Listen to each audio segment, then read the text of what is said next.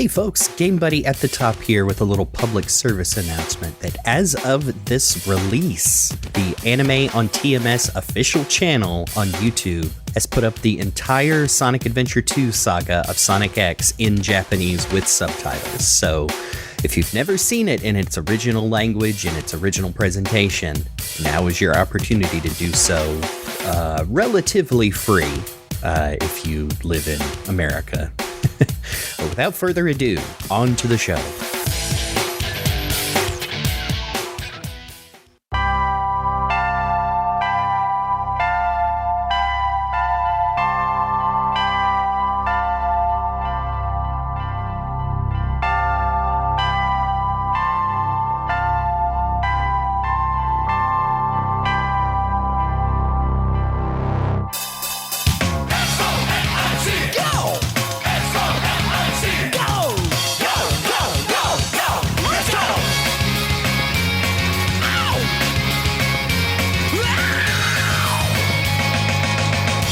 And welcome to The Hill is Always Greener, a show where four friends, and sometimes a guest, have chill discussions about Sonic the Hedgehog to distract themselves from the inevitable passage of time, their own rapidly waning ability to relate to the youth, I should say, and everything.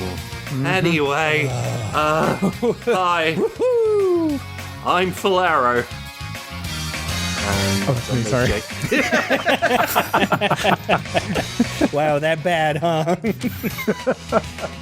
just disassociating for a second.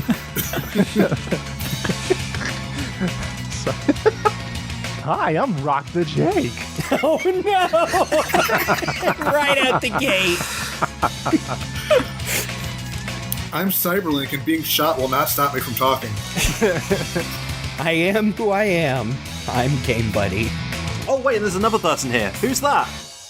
I don't have a funny line, but I'm JezMM. I'm back again. Hooray! We let them back in. Hi, welcome back. It's so nice to have you here again. Thank you. It's nice to be here again. It's nice to have you on when I can actually talk for once. Oh, that's right. Oh, man. Yeah, that's a bonus as well. Now I can make all the Team Blast jokes I want, and they will mean only anything to like 3 people. Oh, wow. But it's still worth it. Well, Jez has joined us for a remarkable occasion as we reach the final episode of 2024 of The Hill is Always Greener. And, well, we've decided to, on the very end of the fearless year of Shadow, and more or less like a week after the movie came out, I hope that was good. We need something. Come on. End the year on something good. Hopefully. Let's end it all on something good. Jeff Fowler. It's probably fine. Please. It's in your hands. But what we're going to fulfill our wish. Give everyone a chance to be happy. Bring hope to humanity. Yeah, no, can we go with the revenge wish, actually? We're trying, slightly. Folks. Anyway, that was my way of saying that we are covering the Sonic X Sonic Adventure 2 arc, the one everyone remembers, and it's good, right? Right? Well, okay, so I want to discuss that for a couple of hours, perhaps. we want to jump into the episode. I sure do. Oh, we can't go over the entire history of the show. I just wanted to, up at the front, lay a couple things out from my point of view. Do I like Sonic X? Yes, I do. Do I think it's probably still the best game adjacent Sonic cartoon? Absolutely. I recognize that it is 20 years old.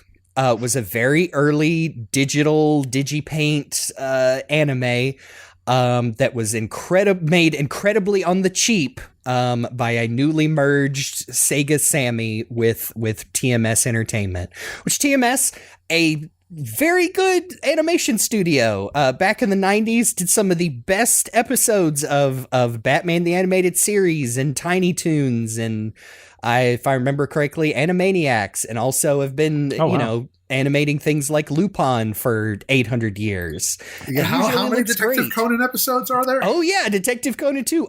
Literally thousands, if I remember correctly.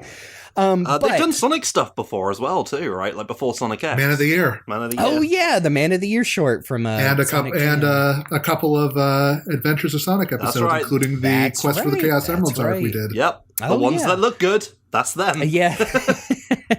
So all that to say that like Sonic X is one of my favorite Sonic shows, specifically the Japanese version, which I think goes without saying at this point. I would probably recommend it to anyone who is Sonic curious, but at the same time, all of the criticisms you hear about it are completely valid to where, hey, it's kind of mixed up whether you get some like cool Sonic action or like goofy episodes where kind of nothing happens.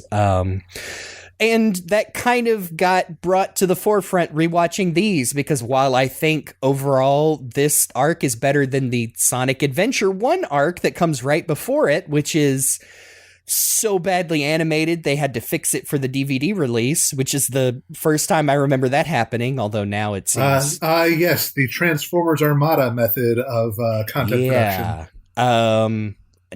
Kind of unfortunate that seems to be the norm for a lot of anime these days. Like, we'll just fix it on the Blu-ray, throw more animators into the meat grinder. But I digress. All that to say, if you hear us bring up like,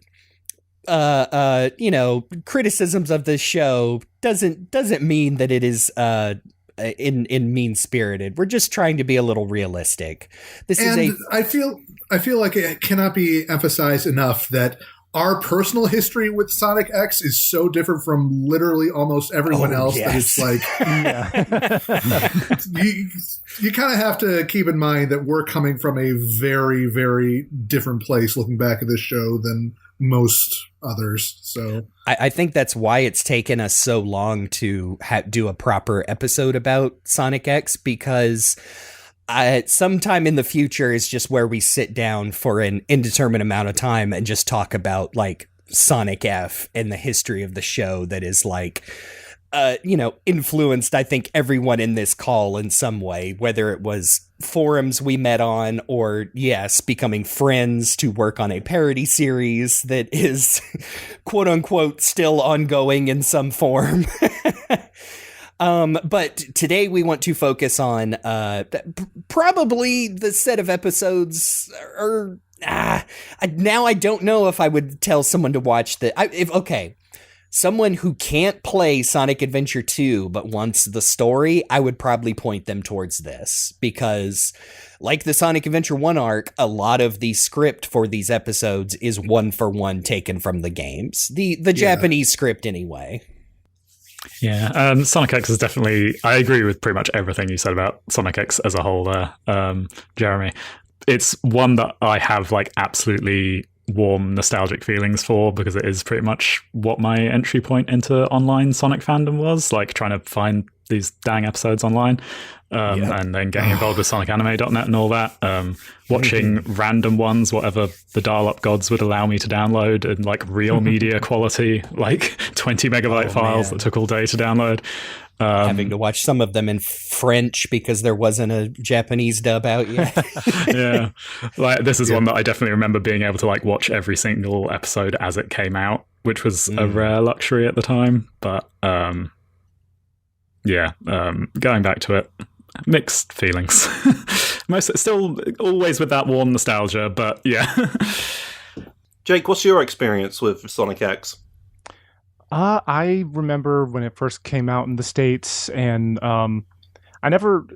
growing up, I never had cable until like pretty late on. So it was, it was a good thing that it came on Fox Kids, which was available over there in like antennas.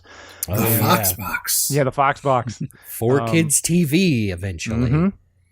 And I remember, excitedly being ready for like each new episode and just being all about it. I'm just like, Sonic that I can watch on Saturdays with like a donut or a bowl of cereal? Heck yeah.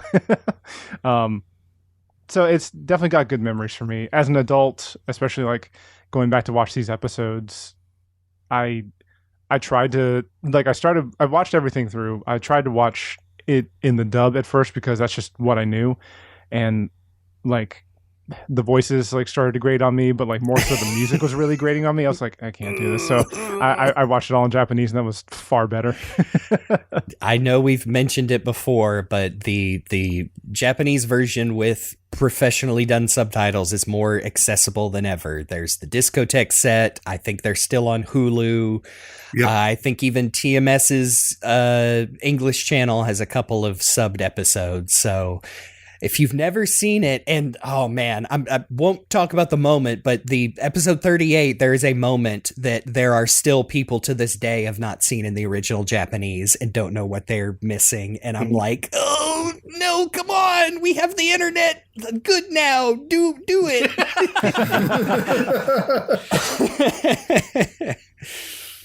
Which, can I say, just like quick shout out to anime companies who actually just like put anime up on YouTube available to watch, like usually older anime, but still like, yeah, shout out to them for just, I mean, they have the license, but like not being stingy and be like, you got to buy the DVD or you got to get on our subscription service. Just like, hey, it's on YouTube, go watch it. There you go. Kind of makes me feel like the old days where it was 9 minute 59 second clips in multiple parts. Oh man, with bad fan subs. I remember that's how I watched a good portion of like Scrubs back in the day. Oh wow. Did you watch your Scrubs subbed? No, I watched it dubbed. Yeah, I think a couple of us watched a few episodes of this in the dub, although I'll tell you right now, I did not make it through all of them, even watching it 2 times speed with the volume turned down. This is the first time I've ever watched the dub version, because I had long stopped watching the dub. Like, it made its quality clear in the first 10 episodes or so, and that was enough for me when they started airing it on, I think it was CITV in the UK. So I was not watching at this point. So this was the first time I watched the dub, and my God. Yeah, it's noisy. I'll say that much. It's noisy. Not to reiterate my whole rambling rant from the Shadow episode, but I am personally not a fan of the 4Kids era of Sonic for a lot of reasons, and it's not the actors' fault. They were doing what they were asked with what they were given, which was bad writing and bad direction, which was not their fault. So like, even as somebody who is not as bothered by the 4Kids era of the games, like, the dub of Sonic X is just hard to go back to, because it's like the direction is off, the music is grating, and this was still early on for a lot of the actors still trying to find their footing with these characters that I would argue they started to at least get to by the time Shadow came around, but this is just rough. That's the thing about this. The Sonic X dub, like, I know a lot of people grew up with it, and I'm not, like, here to say your childhood memories are wrong, even though they are. I am. But when it comes to Sonic X, the thing about Sonic X is this dub is really bad, and that sucks because the show was already shit, in my opinion. No, that's not true. It's just a show that I don't enjoy as much looking back on. When it first came out, I actually because I never really talked about my history of Sonic X. When it first came out, I was like marveled by the novelty of actually getting a Sonic cartoon that felt like it was the games. At least the games of the time. Because we weren't like... We love adventures, and we have appreciation for SatM, and Underground certainly exists, but those cartoons, something about Sonic never translated over into cartoons for some reason, not directly, not in the same way Mario did for some reason. So when we finally got one that's like, hey, there are rings here, there are many characters from the games, Sonic does a proper spin attack this time, and it has things from Sonic Adventure in it. It was like, oh, so this feels like an official one. And while I never think it really is, because it is its own little bubble of Sonic story, and we'll get into that one day, I'm sure we'll have to, maybe even in this episode. It was, at the time, it was marvelous to look at, to be like, wow, actual Sonic in a cartoon. Unfortunately, it does come with the caveat of, hey, you know those characters that are all in all these lovely Sonic characters that you love from the games? They are there. but they're not as important as our characters. Take a look, Chris Thorndyke, the world's greatest character. We love him. He's you, actually. This is you in cartoon form. He's rich, though, and you probably can't relate to that, but I can because I'm a rich person who wrote this show. Anyway, no, that's probably not true. They'll probably die. They're probably like subsiding on scraps at the time because they're a creative in Japan. But no, it's fine because I think Sonic X is pretty acceptable, except for when it's not. Yeah. Which, unfortunately, as Jeremy has detailed, it's hard for it to be consistent when Sega is not with money. Yeah. I think, I can't remember if we've ever mentioned on the show, I know we've discussed like the various pilots and like previews for Sonic X that seem to have painted a very different picture of what they had in mind. Yeah. Like there's one that seemingly takes place on a Sonic's world filled with not humans, but like other, furry characters. And then there was another like, I think these are all included on the Discotheque Blu-ray, but another pilot where it seems like Danny was going to play like a bigger role as like Chris's friend. And I don't know if Chris was always going to be like a very like spoiled rich boy. But I do wonder, and again, saving this discussion for another time, but I do wonder if that was just easy. Like, well, how is Sonic going to get around Earth and do all the things we think? Well, we'll just give him a rich friend who can do whatever he wants. And like, well, that's how I interpret it. It just, it is going to be a situation of like, it's the only way to make it work that he has this and also has Tails is able to upgrade his stuff, like his planes and whatnot. Yeah. And Tails also the government is funding all of his adventures. Yeah. So whatever. And I mean, it's not like that's I basically I agree. Like, all of the like Ninja Turtles ripoffs would always have like, well, there's a smart human benefactor that always gives our heroes what they need, and I won't say it's lazy writing, but because looking at Sonic X as a whole, it's what they had to deal with. It was probably either we need to make this show work, we need to get these episodes out. It's a show designed for very young children, both in Japan and, the rest of the world. So, yeah. But yes, that discussion's probably for another day in detail. It's a show for kids, and it was a Monster of the Week show, except for with robots for a while, and that's fine. I watched Kamen Rider forever, so... I would argue it was stronger in the Monster of the Week era than it was during any of the adventure adaptations. I think that's that's interesting. Kind of undebatable because like I said, as much as I like the adaptions, like the fact that 90% of the dialogue comes from the game scripts is like, well, copy paste, knock this one out. And also the animation's bad.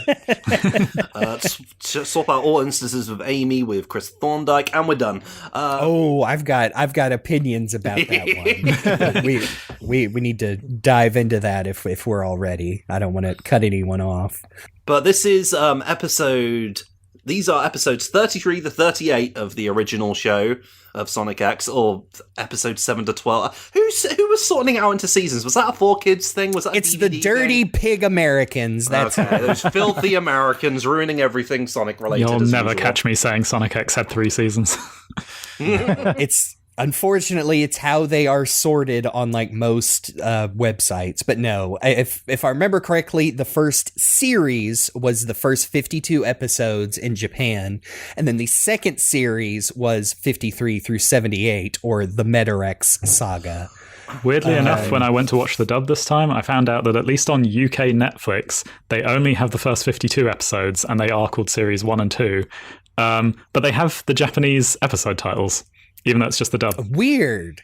It is weird. Yeah. Oh, I do have to ask, just because I know this was a thing in the UK and Europe. Although you said it was on CITV, and I think it was the Jetix version.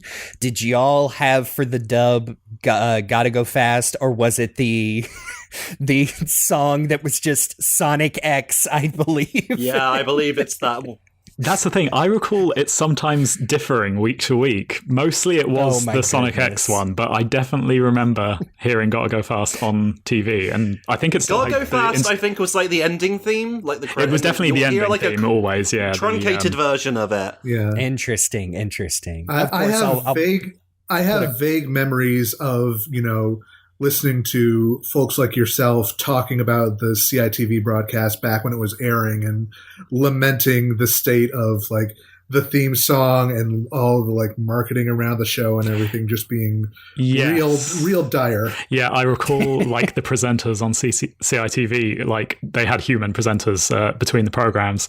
I recall them doing like stupid little bits they really focused on the slot machine that Eggman uses like 3 times in the series to like choose his robot of the week. They had this thing where they would do jokes with their own little cardboard slot machine between. I wouldn't be able to remember the details of them now, but Jez, I'm going to do something that I know is going to hurt you deeply.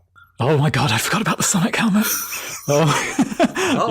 Oh, yeah. Lucas shared an image. I have never forgotten the Sonic helmet because I know there was much wailing and gnashing of teeth on SA.net. I mean, probably if I look back at it now, it would just be really funny. But yeah, at the time, I think we were just like, why are they doing this? Why can't they just play my cartoon? Like, I just want to see a real Sonic. For the folks at home... I'll put it in the corner. Yes. I'm assuming one of these presenters wearing that's got to be a paper mache cardboard Sonic hat that basically looks like the top of Sonic's head right before his nose was like sliced off by a guillotine. I mean, real talk, it's pretty well made. Yeah.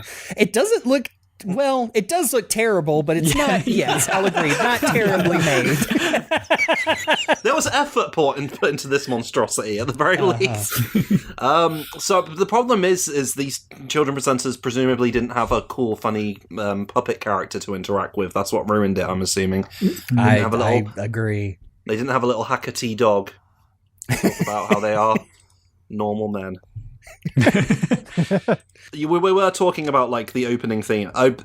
We did have I think we played it on here before. Very simplistic Sonic X theme, which is Sonic X, Sonic X, Sonic X. And the reason they had that, I'm fairly certain, was so that they could just, because it was airing in the different European countries, so they could just put that on there. They didn't have to worry about translating it because all across the world, it's Sonic X. That's for sure.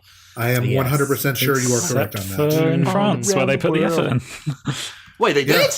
Yeah, France.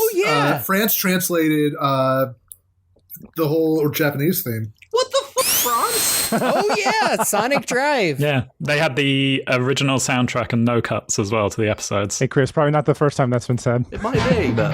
CyberLink, c'est Sonic, hyper super, c'est Sonic. Sur tous les fronts, avec pour mission de vendre l'air plus vite que le son. CyberLink, c'est Sonic, hyper super, c'est Sonic. Sur tous les fronts, avec pour mission de vendre l'air plus vite que le son. Et dans l'espace, mettre sa vie en danger. Jouer sa vie pour nous sauver. That is how we watched the Metarex episodes before they were available, before they were dubbed into Japanese because the French version was uncut.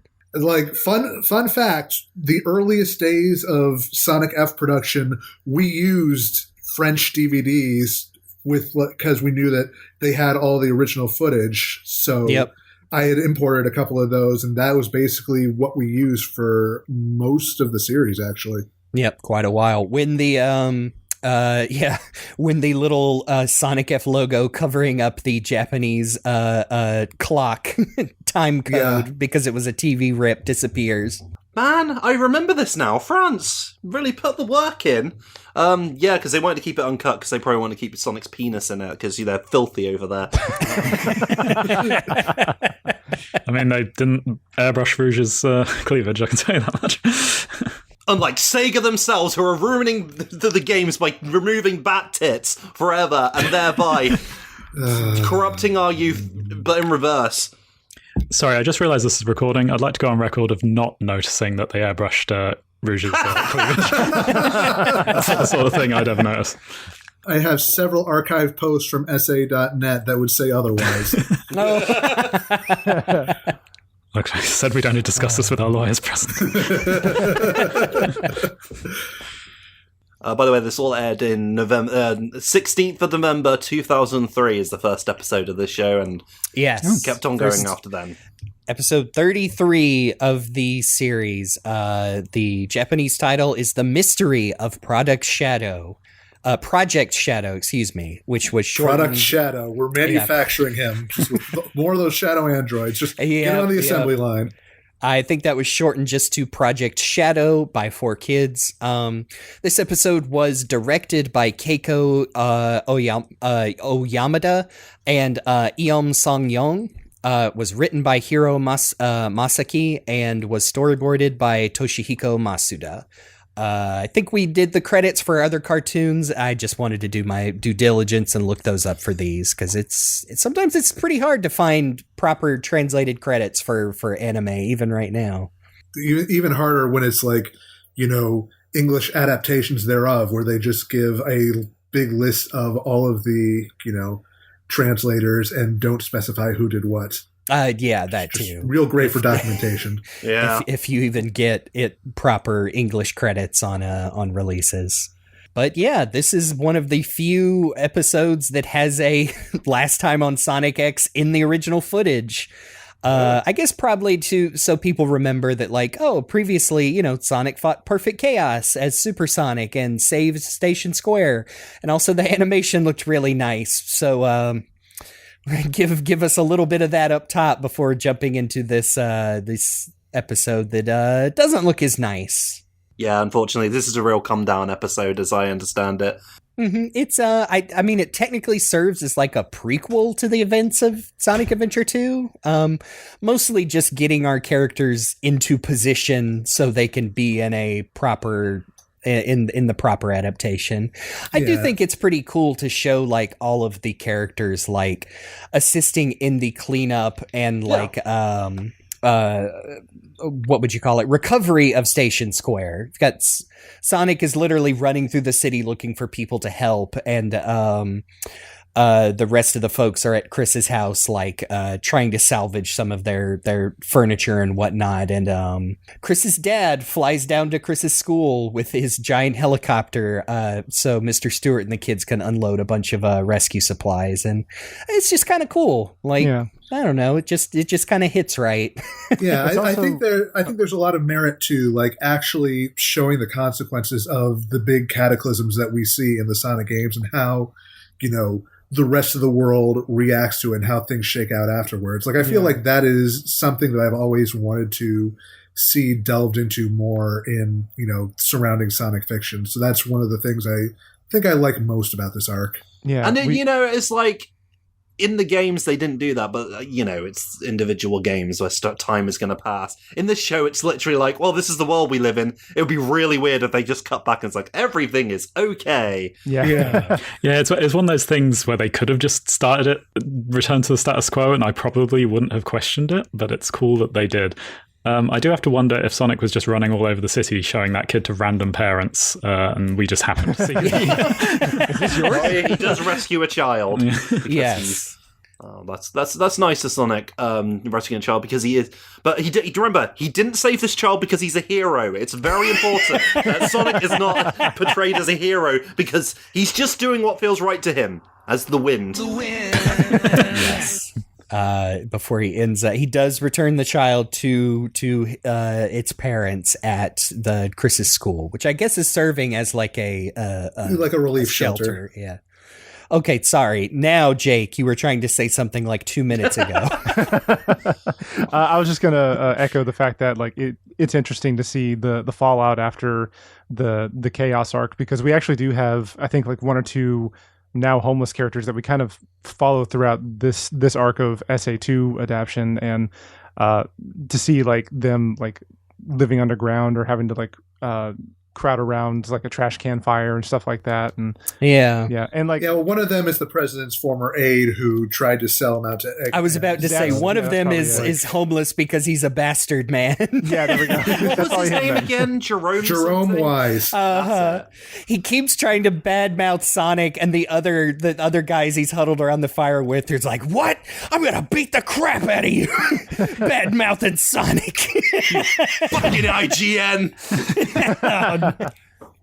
Oh man. Then we see the president of the United Federation, who, if you're watching I will say this, I don't think this is a 4Kids thing. This is probably an International Masters thing, which is also something we do not have time to go into on this.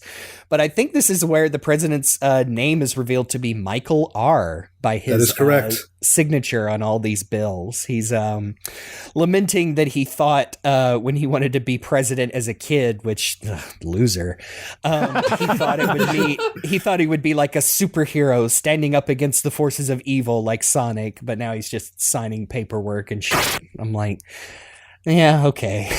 and at first I was like, this is extremely unrealistic. A rich person would never actually volunteer and contribute to disaster relief efforts. But then we see, the government, somebody sneaking, a military spending bill into a bunch of disaster relief forms being signed. It's like, oh, this is realistic. Yeah, literally the secretary explains that, yes, mass production of new robot models designed to combat Dr. Eggman. Like, oh, okay, sure. Yeah, just put this right with the emergency bill. Declaring Station Square a disaster area and emergency aid. Oh, and importantly, well, I say importantly, it doesn't really do much. They also hired a new driver for the president, and it's Sam Speed, Chris's uncle, and funny speed demon cop guy with lots of nicknames that were untranslatable into English. It's kind of a thing where, like, oh yeah, he's done really great work for us. Now you'll be your chauffeur. Like I suppose it is technically a promotion to be the presidential chauffeur, but to go from being like the high speed unit or whatever it was that he was a part of to now driving a car slowly is well. But if he has to drive it fast, he is qualified as one of the fastest safe drivers to do so. True. I guess I wish. Which is, okay, makes me think, like, we do not get the scene that is in the games of Tails tracking down the president. I think we get that scene with Sonic and Tails, but I feel like that was kind of an unrealized thing of, you could have had Sam, like, zipping through traffic or on the highway, but he's really only there to make snarky comments and tell a woman that she's wrong about everything she says. No, I'm playing that down. But yeah, he does lament the secretary bad-mouthing Sonic in a later episode. Chris and Stuart are temporarily moving into they don't really say, other than they are moving out of Station Square, which is, I guess, where Chris lived, to, I guess, the city from City Escape, wherever that may be. San Francisco. Yeah, sure. Yeah, pretty much. Did they explain? Is it just like what? Why is it because the place is like ruined now? Yeah, this is a weird thing. Because I feel like in the sub they don't say, but in the dub they do. Yeah, the sub's a little ambiguous, but the overall sense I got is that, while the city is recovering, like the school's being used as a relief shelter, so they're obviously not holding classes, and the house is not exactly in great shape right now, so they decide, okay, we're going to move to Nelson's penthouse apartment in a neighboring city, just so Chris and the others have a place to live until recovery and restoration is complete.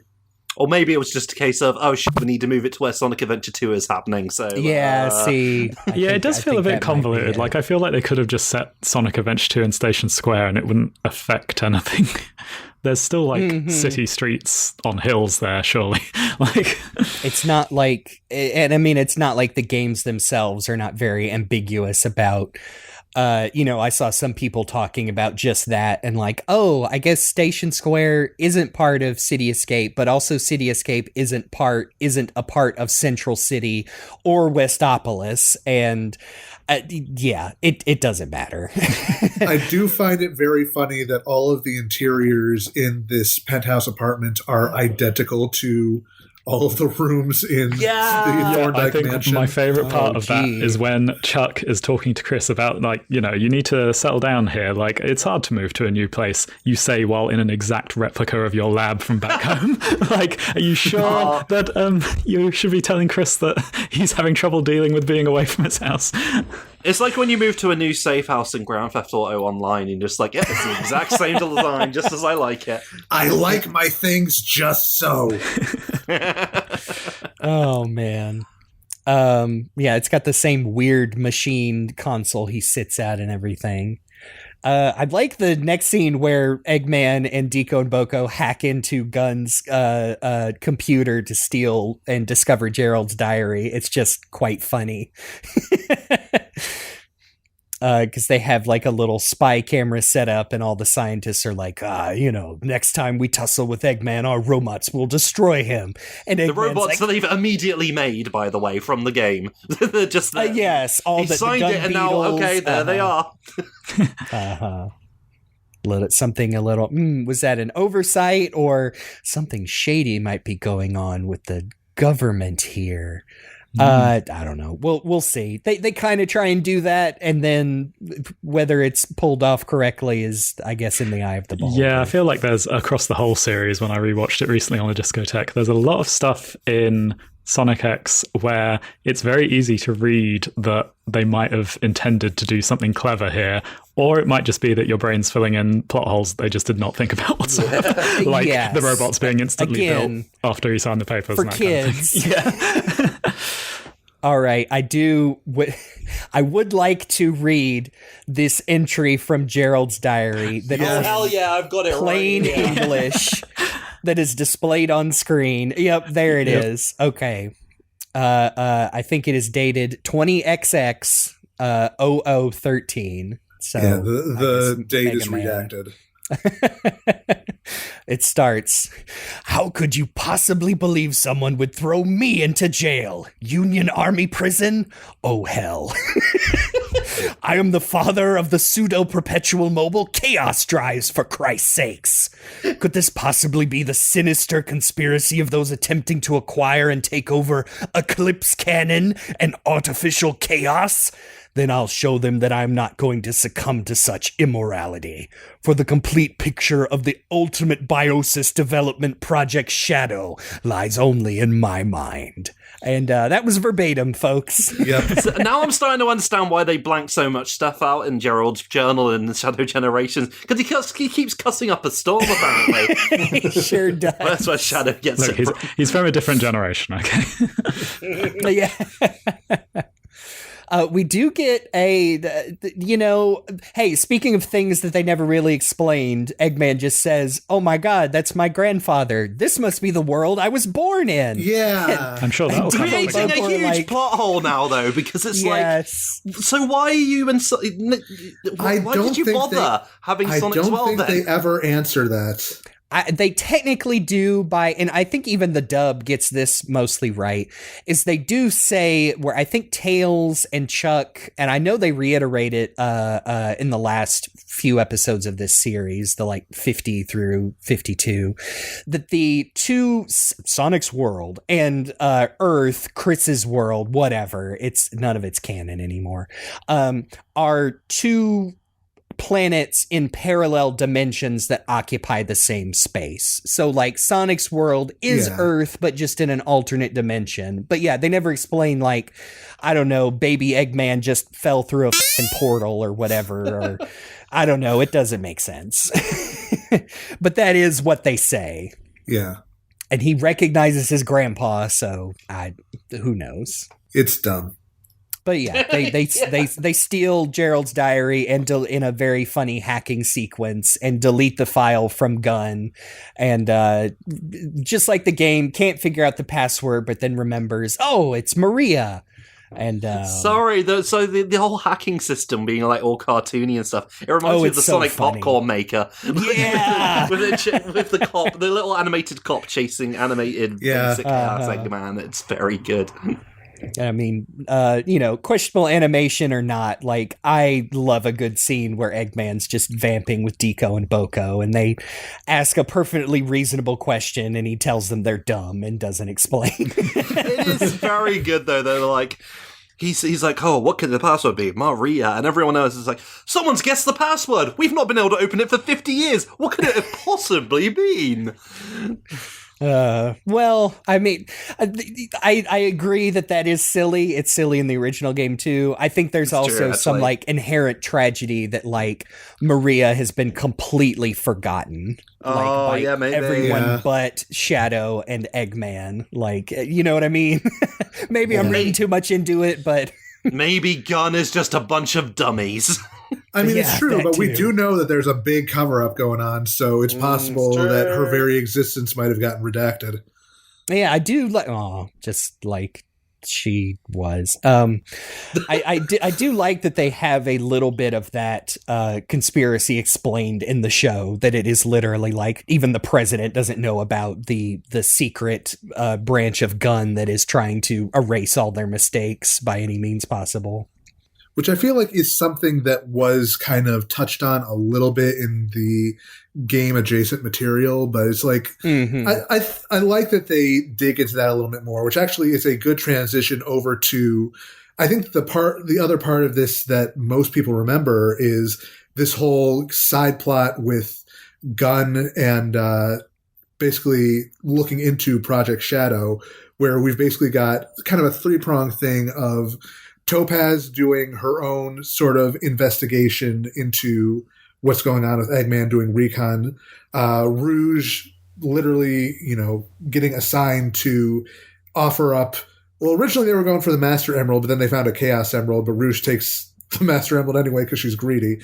It's they kind of tie it into her opening cutscene from Sonic Adventure 2 to where, they what they needed was a Chaos Emerald because Eggman's always wandering after these. But yeah, she sees the Master Emerald, is like, well, might as well take it along too.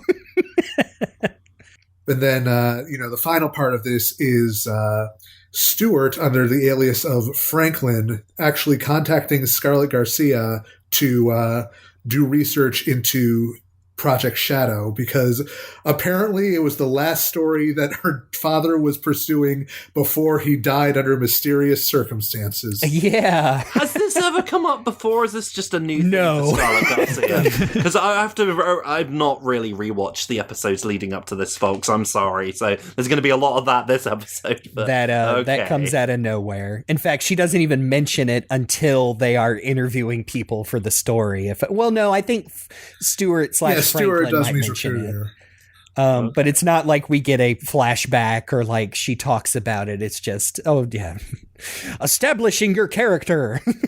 Giving you a reason to be part of this arc. Yes. Yeah. And he is, Stuart Franklin is posing as the new director of the media organization Scarlett works for.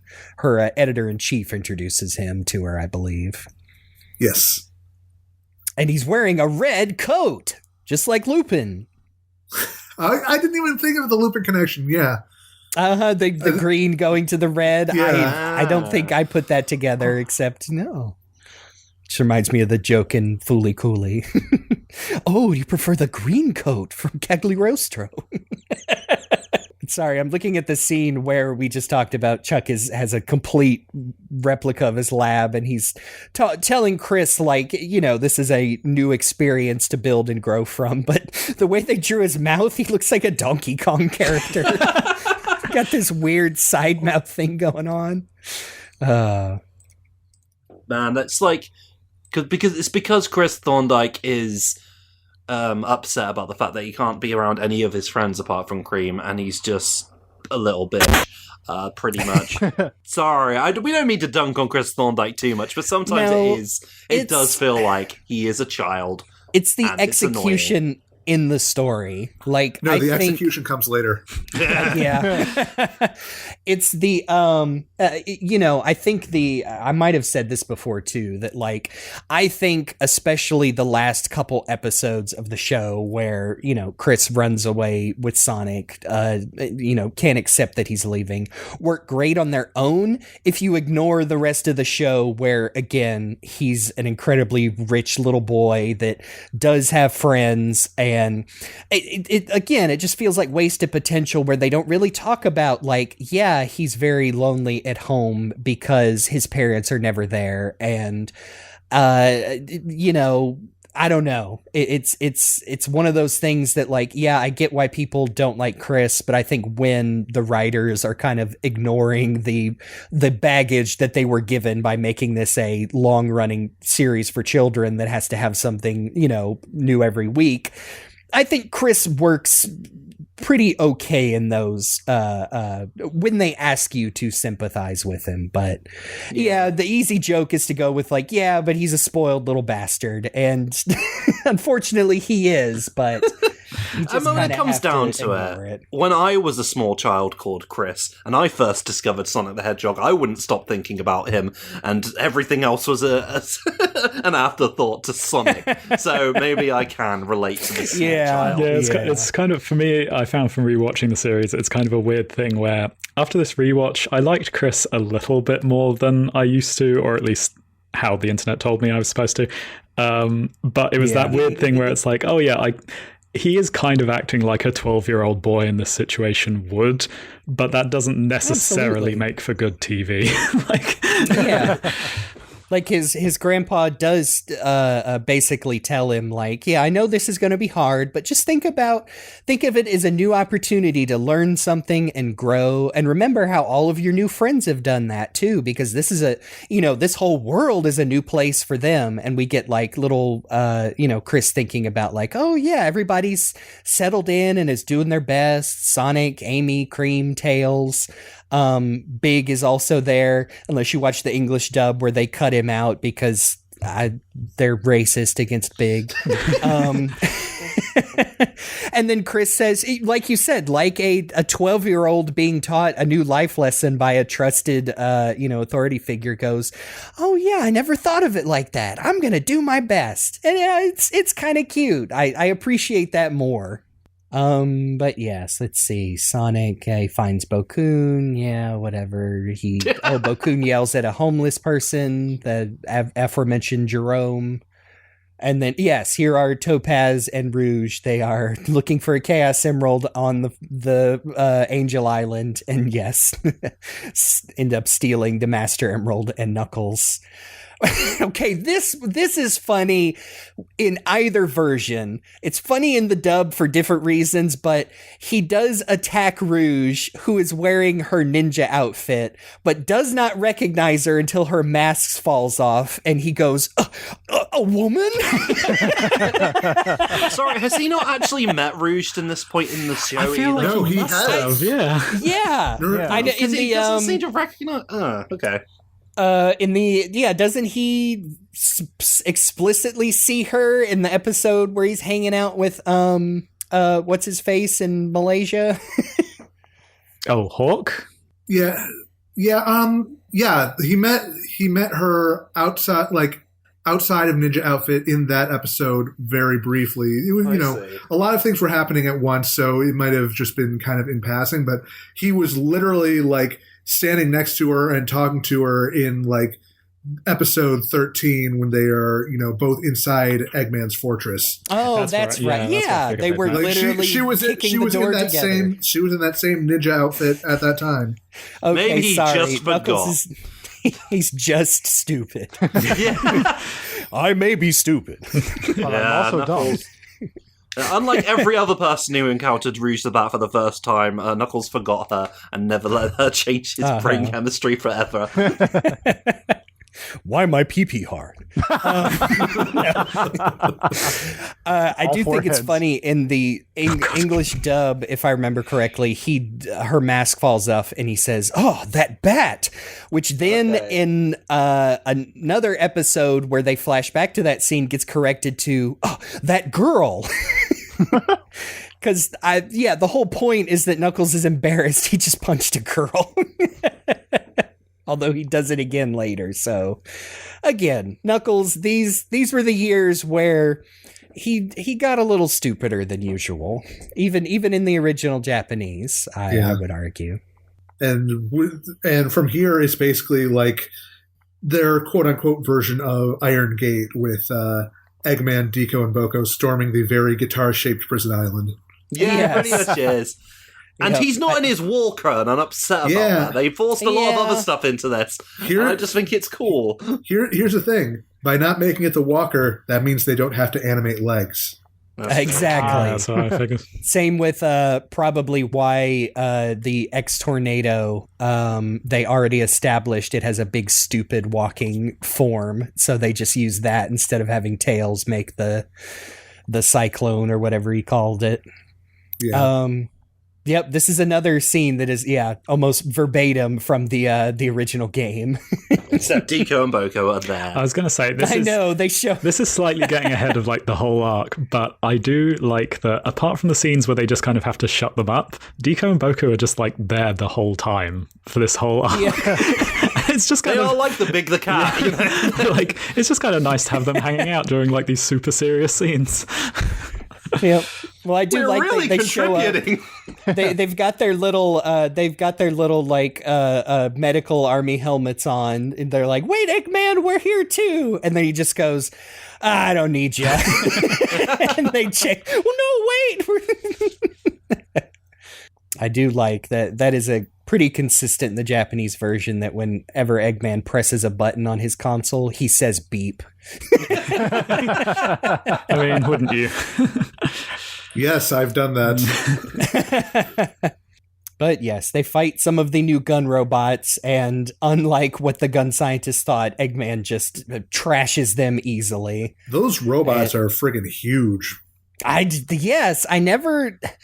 guess they are pretty big. It's hard to get a sense of scale in the game itself, but yeah, they're really big in the show. Yeah, like in the games, they're not that much bigger than Sonic, but no, these are like, fully pilotable whatever. Yeah, I don't know, which is funny because I'm pretty sure that the Bigfoot robots show up and they're supposed to be unmanned because they get blown up and the cockpits get attacked directly by Sonic and Shadow. Which, yes, this episode ends with they find the capsule that contains Project Shadow. They insert the Chaos Emerald, enter the password Maria. And a very hedgehog-shaped silhouette rises out of it. And cut to credits with Shining Road. Dun dun. That one. Yeah. I'm impressed by their restraint to not show Shadow too much in the Next Time episode preview as well, because usually anime of this age group in particular, the Next Time preview, you'll end on a cliffhanger like, what could possibly happen? Then the next episode is, here's Shadow and here's what he looks like and here's all the things he's going to do. Like, I mean, they did do that with the first Supersonic episode by calling it The Birth of Supersonic, the thing that happens at the very end of the episode. So I'm impressed with the restraint this time around. Yeah. Also, that's another great thing about the Discotheque re-release is for the first time we have the next episode previews properly translated, which I always thought they were cute. I mean, you've heard me literally say next time on this podcast. Don't miss it. I always like I love a good next episode preview though, like just as saying, because more often than not they do spoil shit, and sometimes it'll be like, because I'm watching a lot of Kamen Rider again, and back in the day they'll be like, and this new villain takes on a brand new exciting form. What will Kamen Rider do? Next episode, the villain dies. Join us. I think I saw that same discussion come up. People bringing up like old Dragon Ball Z, like how will Goku save the world? Will he unlock the power of the Super Saiyan? Next episode, Goku, the legendary Super Saiyan, or will Goku defeat Frieza? Next episode, Frieza dies. The end of Eva. That kind of thing. That it's just like, I can't remember if someone tried to say that theirs just wasn't that much of a spoiler culture back then, especially in Japan. So like, you want to see the journey of how you get to the big moment, not necessarily like preserving the big moment, I guess. Yeah. But we move on to episode 34, called Sonic the Fugitive, I believe. Yes. And by 4Kids was changed to Shadow Knows. Sure, man, whatever. Well, that is very specifically a nod to the catchphrase of like the old radio hero, The Shadow. Oh, you're right. What evil lurks in the hearts of men? Who knows? The Shadow knows. My grandpa was a big fan of The Shadow when he was young. So at least it's not as nonsensical as it seems, but well, I'm glad they put in that timely reference for the kids in America. Exactly. Yeah. This episode was directed by Masafumi Sato, was written by Masahiko Shiraishi, and was storyboarded by Kazuhito Kikuchi. And we open up with the beginning of City Escape. Except we get to see the interior of the helicopter where Sonic's all mad because he's been arrested by these military pigs. Between episodes, by the way. So I actually had to check that I didn't skip an episode because, like, wait a minute, did that happen? Oh yeah, okay. I skipped the recap, so I was like, was that shown there? Did I accidentally screw up? And no, like, I do not like that they did not show that. But it is like what happens in Sonic Adventure 2, I suppose. Yeah, I was about to say, I think it kind of works because, well, I mean, the cost-saving measure is if you've played the game or know of the game, you know, this is how it starts. And the one line from the guy sitting next to Sonic says, like, oh, we heard you cause quite a mess on Prison Island. That's why we arrested you. And I like that the guy in front of him also has what are obviously handcuff keys on the barrel of his rifle. So, like, I don't know, just a special bonus for kids wondering how Sonic got his handcuffs off when he beats all these guys up. Yeah, I don't mind the choice to start it in media res on this one, considering we just spent an entire episode on the first 5 minutes of the game. So. That is true. It is just funny having this sort of like elaborating on the events storyline where they just leave it to your imagination what happened at the beginning of Sonic Adventure 2. But whatever, it's fine. Sonic got arrested. That happens in this episode again. So whatever, it's fine. It is a shame that what they do to represent City Escape, considering what an iconic level it is over in like 20 seconds. No gun truck, no anything. Like, I feel like I would have cut something to make room for that somewhere else. I mean, it's just the side effect of having to cram all that stuff into, 6 episodes while also leaving room for all of the human adaptation stuff. Yeah. Yeah. Like instead, you get a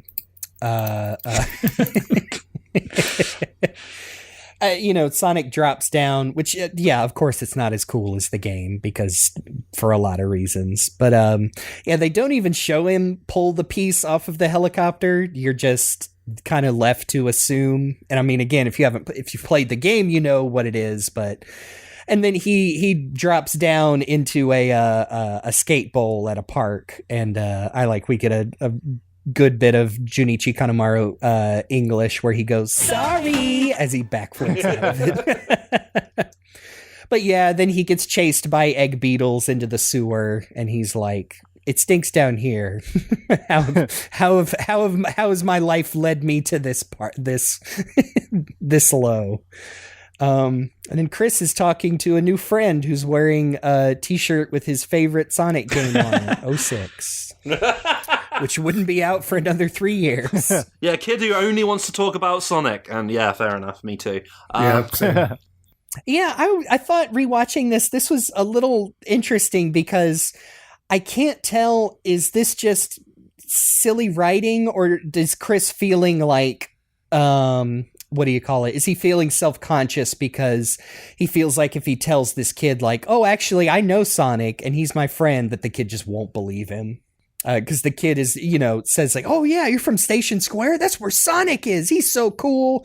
Do you think we'll ever meet him? In fact, if I become friends with him, I'll introduce you to him, Chris. And Chris is just like, yeah.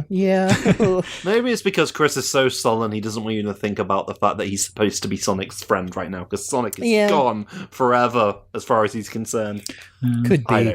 It's hard to intuit exactly what they're doing here, but Chris is sad. Yes, he continues to be sad. You learned nothing last week, basically. Well, you can still be trying your best and still feel a little sad, right, folks? Looking at the invisible camera. Well, I certainly hope we can. And then we get the president being briefed over, Sonic's arrest and escape, and the president's secretary is also talking about, that Stuart's mission is also coming along swimmingly. But she is suggesting that, the government needs to make a statement. Sonic is now not working in our best interests. And Sam, their driver, just says, I don't believe that. Sonic's too cool. Pretty much. What he actually says is that a true hero doesn't betray the trust of people. But Sonic isn't a hero. But it's also true that it will never betray you. I'm so conflicted. What am I to believe about Sonic? This unchangeable character. I like how this line from the president's secretary is translated, where she responds to Sam saying that by saying, Sonic is a beast that's unfit to live in our world. Like, damn, lady. Again, saying the quiet part out loud. And then Sam slams on the brakes and she's not wearing her seatbelt, so... That's on her. Yeah. Yeah, she hired him. Yeah. Which is... I like... sorry, go ahead. I was going to say, in the sub... he makes a joke about, there was a cat crossing the street or something like that. I was surprised that in the dub he doesn't... I can't remember what he says, but he doesn't say that, and it kind of makes the moment come across a lot more harsh.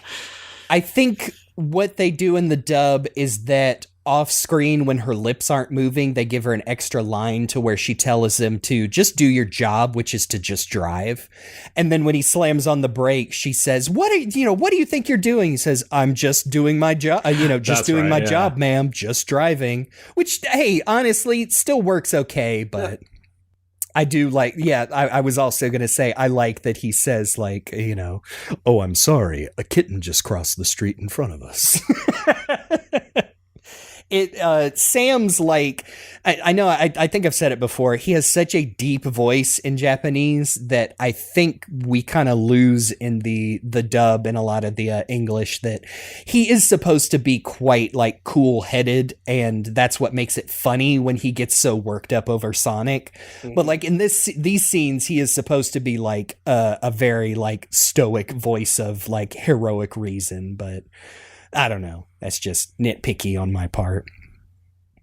And, like I said, they couldn't translate over his ridiculous nicknames. I think in the last episode, she calls him something like the Vanishing Horizon. And he says, oh, that's not my name anymore. Today, it's the Bright Future of All Children. I'm like, yeah, I wouldn't have been able to come up with an equivalent for that either. I do wonder if those names just completely bamboozled fan subbers back in the day, because I don't remember that being a thing at all until I rewatched the Discotheque release, and I like Sam as a character a lot more nowadays for it. It's such a great little touch. Today I'm called Dr. Cool Guy. Yes, basically, Shadow breaks into the local Natural History Museum to liberate all the stolen artifacts from the colonizers. No. It still has flames on it, and I still don't get it. Oh, yeah. Flames. Yeah, that is just... It's the cool museum. I know we brought this up in Sonic F, but I still don't get it. Yeah, and he does a Guy super Fieri cool thing. He dodges some laser blasts and then kills them with a Photoshop effect. Strong badass. Gaussian blur. Plastic wrap. I don't know what. Ocean Ripple. I guess it was supposed to be some version of Chaos Spear, but I think it was a... Oh, damn it, we're out of money. Does it almost look like they reverse the animation somehow? Because they kind of just glow and then shoot into him. It kind of does. It's it's clearly just meant to be look how cool this new guy is.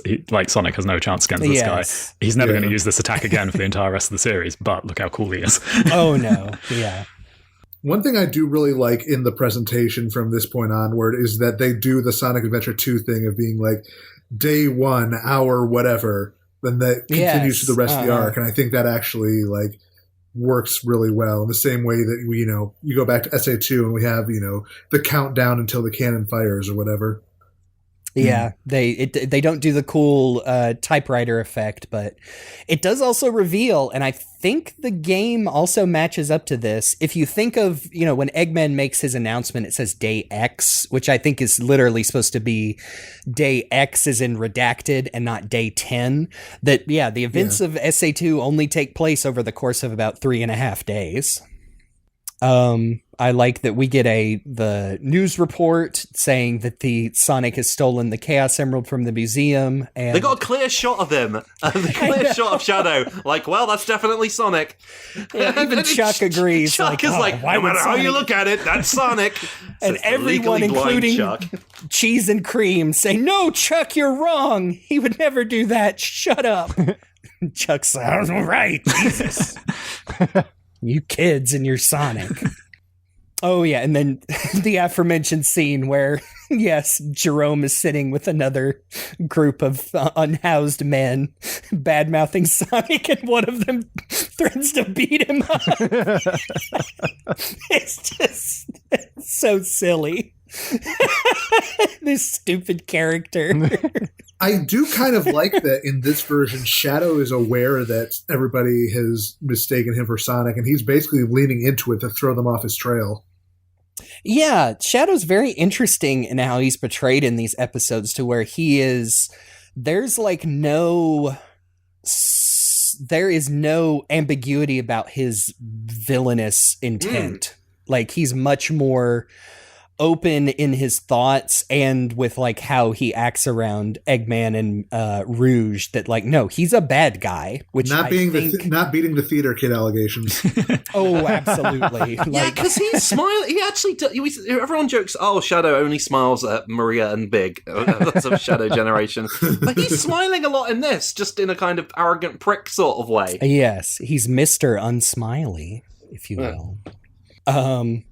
Scarlett and Stewart / the director / Franklin interview. I guess he's the warden of Prison Island, who just basically says like, we've got the best security in the world and nothing could ever get through here except Eggman and these guys. So I guess we fucked up pretty bad. But talks about how, yes, they took Project Shadow. It sure looks like Sonic. They stole files from us. And even this guy, again, a clear shot of Shadow, and Mr. Stewart just thinks to himself, something not right about Sonic here. He looks different. Okay, good for you, man. The only guy with glasses on in the Sonic franchise. I believe this guy does come back as part of the Sonic X organization in the comics. Oh, nice. Let me look at it. Howard Watcher. Oh, nice. Oh, yeah. I think he is he wasn't the guy in the previous scene. Yeah, he's the one who's talking about when Eggman comes back and Sonic is in jail, that like, I think he says like, it would be mission impossible for Sonic to escape this prison. Yeah, and his co-worker's like, who are you talking to? Yeah, exactly. That is that guy. That's pretty great. Yep. It's night on the city, and Bigfoot is attacking Sonic. And there's a shop called Poo Poopy Poo nearby. There's a lot of interesting businesses in this street, I feel. Yeah. They do like keyboard smash when they named most of these shops. Let me just get some of the ones that I picked up while I was watching. Only in the Japanese version, of course. Yeah. Yes. Let's go get something to eat at wow. Yeah. Boo. Now, www.boo is one of my favorite websites, and I won't hear anything said against it. Fasu. I mean, I think that is just a case of, yes, just filling background signs with Latin text just to fill it up. Yeah, that is one instance where I am not bothered by the fact that they are removing stuff in the dub, because it's like these are also the versions that have to go to other countries as well. It is it very makes sense to remove stuff there. It also just makes sense because the less text they have, the less text that the localizers need to edit. So nothing will ever top Bull Ox from episode 2. I am enjoying this screenshot I have here of Chris looking forlornly at an advert for Moo. Me With too, the text buddy. above, boo-hoo! And I suppose that's what Chris has been doing this whole episode. Me too, buddy. Sonic. Me too. Roo moo. I'm pretty sure. Roo moo moo. Pretty sure poo poo pee poo is just a Taco Bell over there. Isn't that the noise the Lucky Robot from 25 and 26 made? No, that's pee pee pee pee pee. Shadow. It's just like that video game we all like. In fact, they pretty much say their dialogue verbatim. Except for Shadow's like, we do look alike. Like he'd admit that. Yeah. I know. Look at that sassy little bitch. He's a little bit of a... His hand on his hip, looking down into his own chest fluff. Like they move little bits of like the Green Hill encounter or the Green Forest encounter into this one a little bit. Yes. We get the you faker and I think you're the fake one around here. Oh no, in fact you're so far beneath me you're not even good enough to be my fake. But he also, like, during the fight scene where he's beating because essentially he beats the shit out of Sonic here, and it's great. But, like, he brings up the limiters on his arms, which is, like, is that a thing from just this? Yeah, like, I made a note about that as well. I thought they invented that for 2006, but has that always been in his lore? It started in Sonic X, and in fact, I don't believe the subtitles have caught that line until this Discotheque re-release. I think what it's always been translated by, even I think in some of the older official subs, as if I hadn't held back, my punch would have killed you. But in this, he specifically references the fact that his limiter rings are containing his strength, so he didn't kill Sonic with one punch, which is very interesting. I think that's very cool. I know some of the subtitles for this arc, like I won't name names. I do remember hearing some of the translators who worked on this talk about how they did try and fight to put in dub lines from the game because, yes, they're iconic. Yes, everyone who played the game remembers them. They're not super accurate to the actual dialogue. That was going to be my question, yeah. Yeah. Like, it was really cool that Discotheque did that, but I assume that's not actually what's being said, considering they're using the dub lines for the subtitles. I still need to replay that game with Wendy's retranslation at some point, but yeah. Yes. Always mentioning Wendy's retranslations on this show. I think they work okay for the most part. The biggest one is the of course, famously confusing line from Gerald, where in the original game he says, I've designed Shadow's mind to be perfect, pure, which is a confusing line in the original because in Japanese he just straight up says, I have control of all of Shadow's memories, which is like, oh, okay, Gerald altered his memories. That was one of the ones that got, changed to make that more explicit in the Discotheque version. Correct, even if the rest is the speech from SA2. But I just thought I'd bring that up. Yeah, I forgot. Stuart just straight up says, staring at the picture, a black Sonic? No, he's not Sonic. Oh boy. Oh, Japan, you and your terms for dark and evil characters. Right, Trunks? This fight between Sonic and Shadow is pretty cool. It looks better than the last episode for sure. There are some silly moments in the animation, like where Sonic jumps backward and then defies the laws of physics and just dives back forward. Not in a spin, but in like I'm going to hit you with my face instead of a dive kick. And then Shadow just teleports away. And Sonic says, he is faster than me. I can't believe it. It's fine. It doesn't make any sense. It's Sonic. Yep. I do like the sweep kick into Shadow, just punching him in the guts. That's a cool move. It is worth noting, by the way, all this time Shadow has been missing a spike, and I feel bad for him.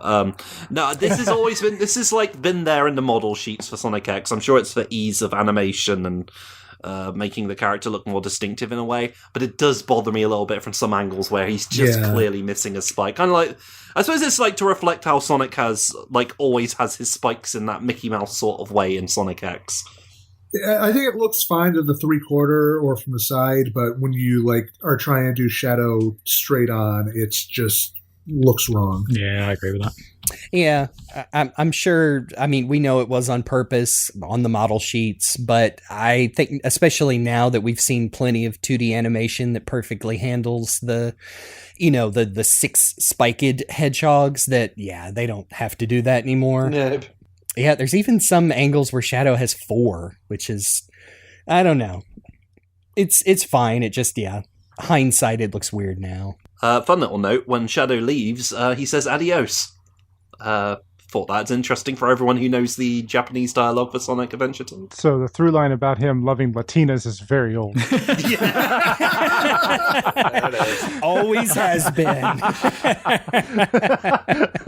Just thinking about the meme format now. Wait, Shadow's always loved Latinas? Always has been. They should have put some Latin guitar in for whenever he shows up. I think that would be a nice... Okay, If they're going to have that saxophone... if we're going to have... Oh, yeah. If we're going to have, that saxophone going wild every time Rouge is on screen in the dub. It's funny because the saxophone is there for her in Japanese as well. But in 4Kids. But it's an actual song. As long as we're back on the subject of the dub, should we talk about Chaos Control now or later? Yeah, I did. Well, it we used to have be to, Chaos Control. We talked about this scene before, but this is where we first hear Shadow talk, and he's still played by Jason Griffith like he would be in the Shadow the Hedgehog game, but I remember distinctly when they showed previews for this episode on 4Kids TV or the Fox box, whatever it was, they had some dialogue, and there were lots of us on the forums that thought, oh man, is that Eric Stewart doing a Seto Kaiba voice for Shadow? Because that is, as you pointed out earlier, Faulerro, that is what he sounds like. Yeah. Consider yourself fortunate. If I'd used my full strength, you'd have been much worse off than this. Many years ago, Professor Gerald Robotnik endowed me with the power of chaos control. A normal creature like yourself doesn't stand a chance against me. I have a feeling I should make myself scarce. Goodbye, Sonic. It certainly was a great pleasure. Chaos control now! Almost sounds nothing like how he would sound when the 4Kids took over for the games, which is weird, but I get it. It just doesn't sound If you great. remember our discussion on Shadow, we were like, yes, this isn't good, but it's better than the dub for Sonic X. And we stand by that. Yep.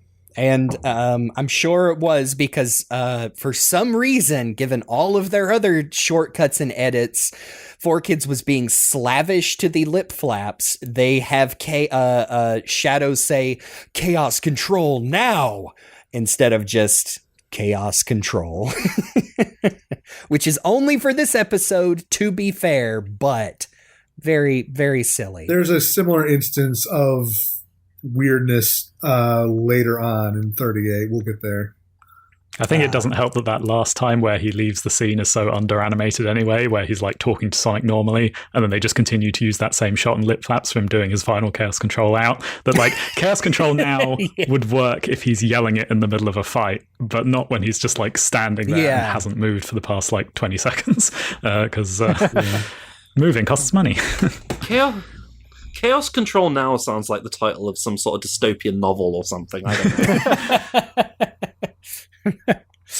And I feel like they figured, I mean, they never did that in the games, but I feel like now they figured out how to do it differently in English and Japanese, because just of, the way chaos control is technically said in English and the emphasis is always different. And I feel like the way they do it now with Kirk and Koji Yusa as Shadow is they just have them say it slightly different. Like Kirk Thornton tends to elongate the control part to where it can be said quite forcefully and fit the same way that Koji Yusa says chaos control. But yeah, I don't think they were thinking about that when they did this. I really do wonder.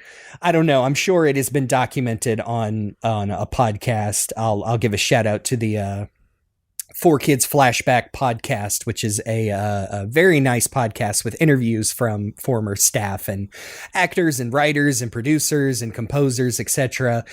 If they were ever played the original Japanese for some of these episodes. And I'm betting the answer was absolutely not. They just had the footage and the script.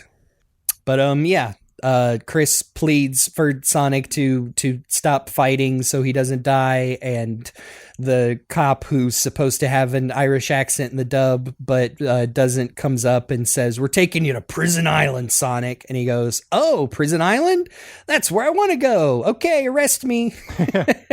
That's an interesting change, actually, because they told him right off the bat, though, instead of just arresting him again, so we get back to where we started, in the game. Yeah, and I think there is an underlying, part of why Sonic's doing it is this is the first time Chris has seen him again, and he's about to be brutalized. He's just watched Shadow beat the shit out of him, and he's about to be potentially brutalized by the police, and is genuinely upset, tears in his eyes. So Sonic is like, "Oh, okay, I'll go peacefully. Don't need to get my ass beat in front of the kid any more than I already have." And I think Sonic can still take him in a fight, right? Oh no, that's the next episode. Excuse me. I mean, I think the reason he let himself get caught is less because of not wanting to let Chris watch, and more because he knows he can probably get more answers on Prison Island. Oh no, absolutely. He says that in his inner monologue. Yeah. He just, I think that's part of it, because he's being led in handcuffs, and he tells Chris "Hey, we're gonna meet again soon, buddy. Don't worry." Yeah. I'm more shocked that nobody else saw two hedgehogs fighting on the street and made some conclusions. Hey, you gotta buy into that whole part of the SA2 story, because Amy still hasn't done it yet herself, although she will.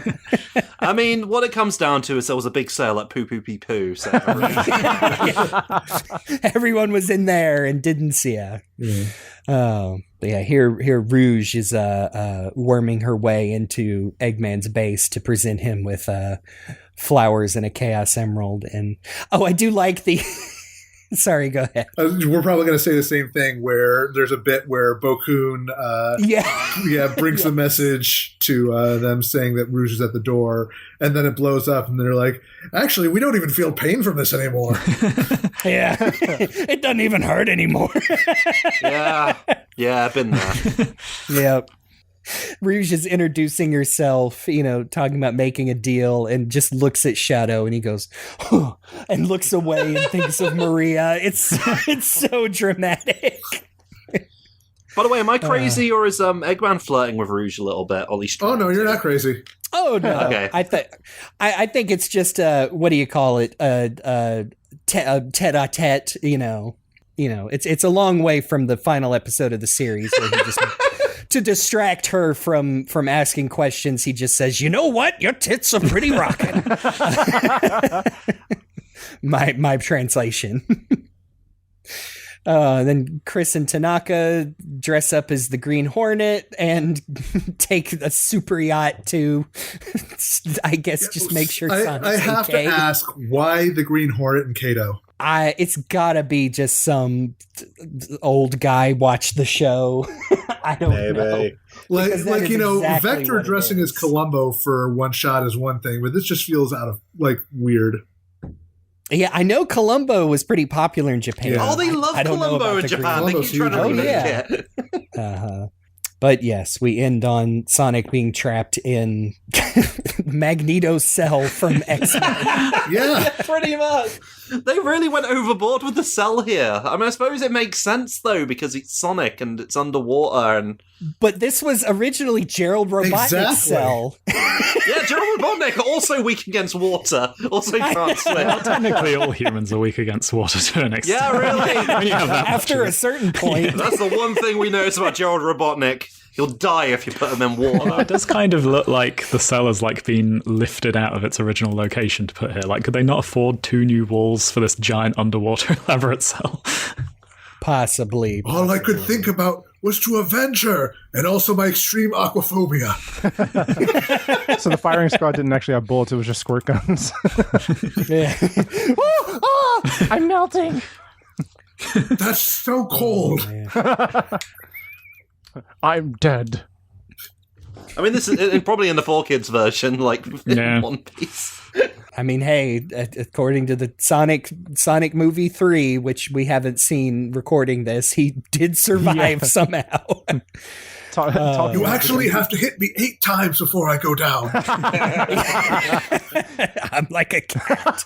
Yep. So we open with another rare in the original footage recap. Again, probably just to pad about 30 seconds of animation they don't have to put in. But yeah, this is where we get the guy who ends up in the Sonic X comic talking about, I mean, he literally says in English, like, Mission Impossible. That dude.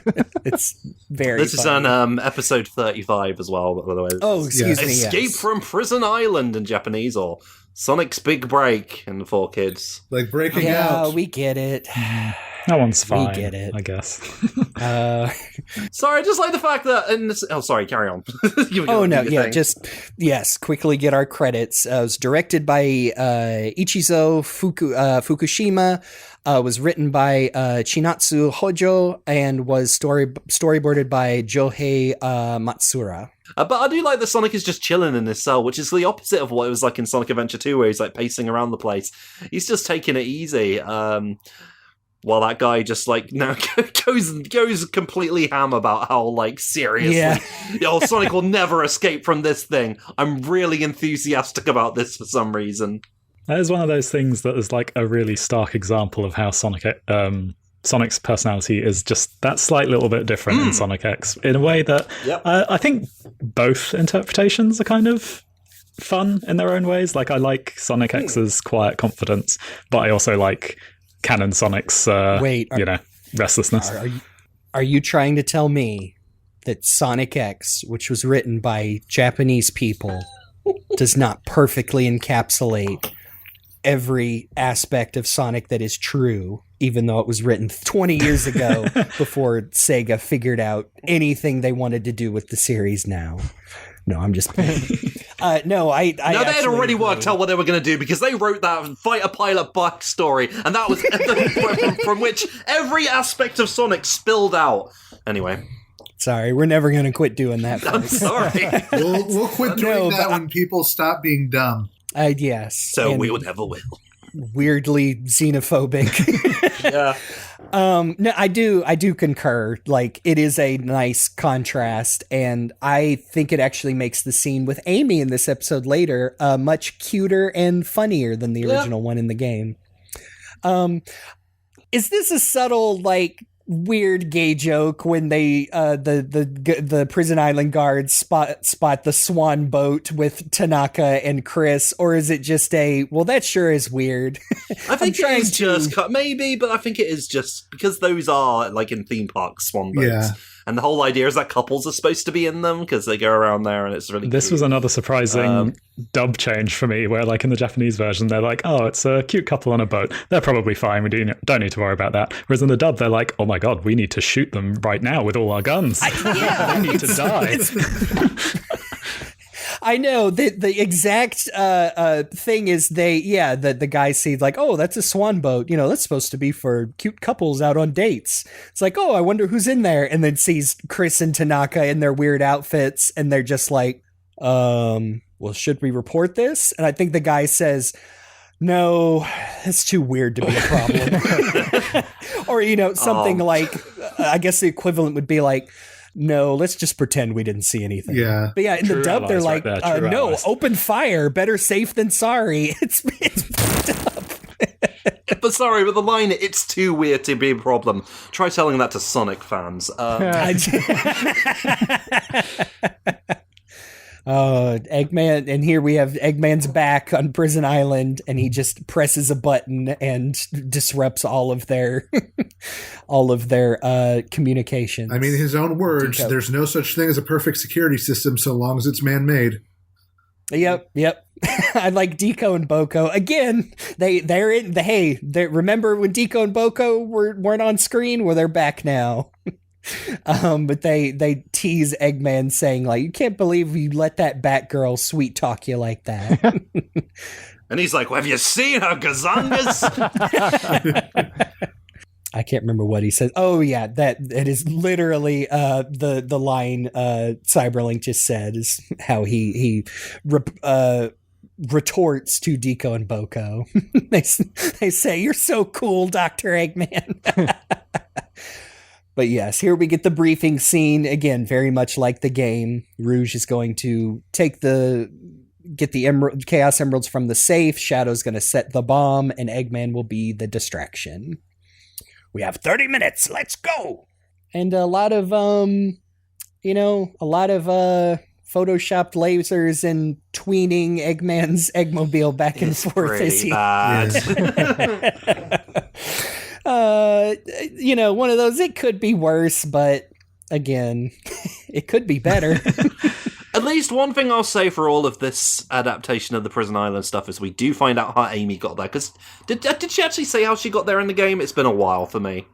No, Tails just sees her there, and she says, "When I saw Sonic got arrested, I had to come save him."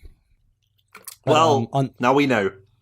Yes. Now she's actually, riding with Tails on the X-Tornado. Actually, in the original game, I think she took a swan paddle boat. That's another thing Chris just took from her. I can't believe it. Oh, man. People were mad about all of that back in the day. But again, I'm saving that for the last episode. But here, Amy does her, a vaguely Sonic-shaped object.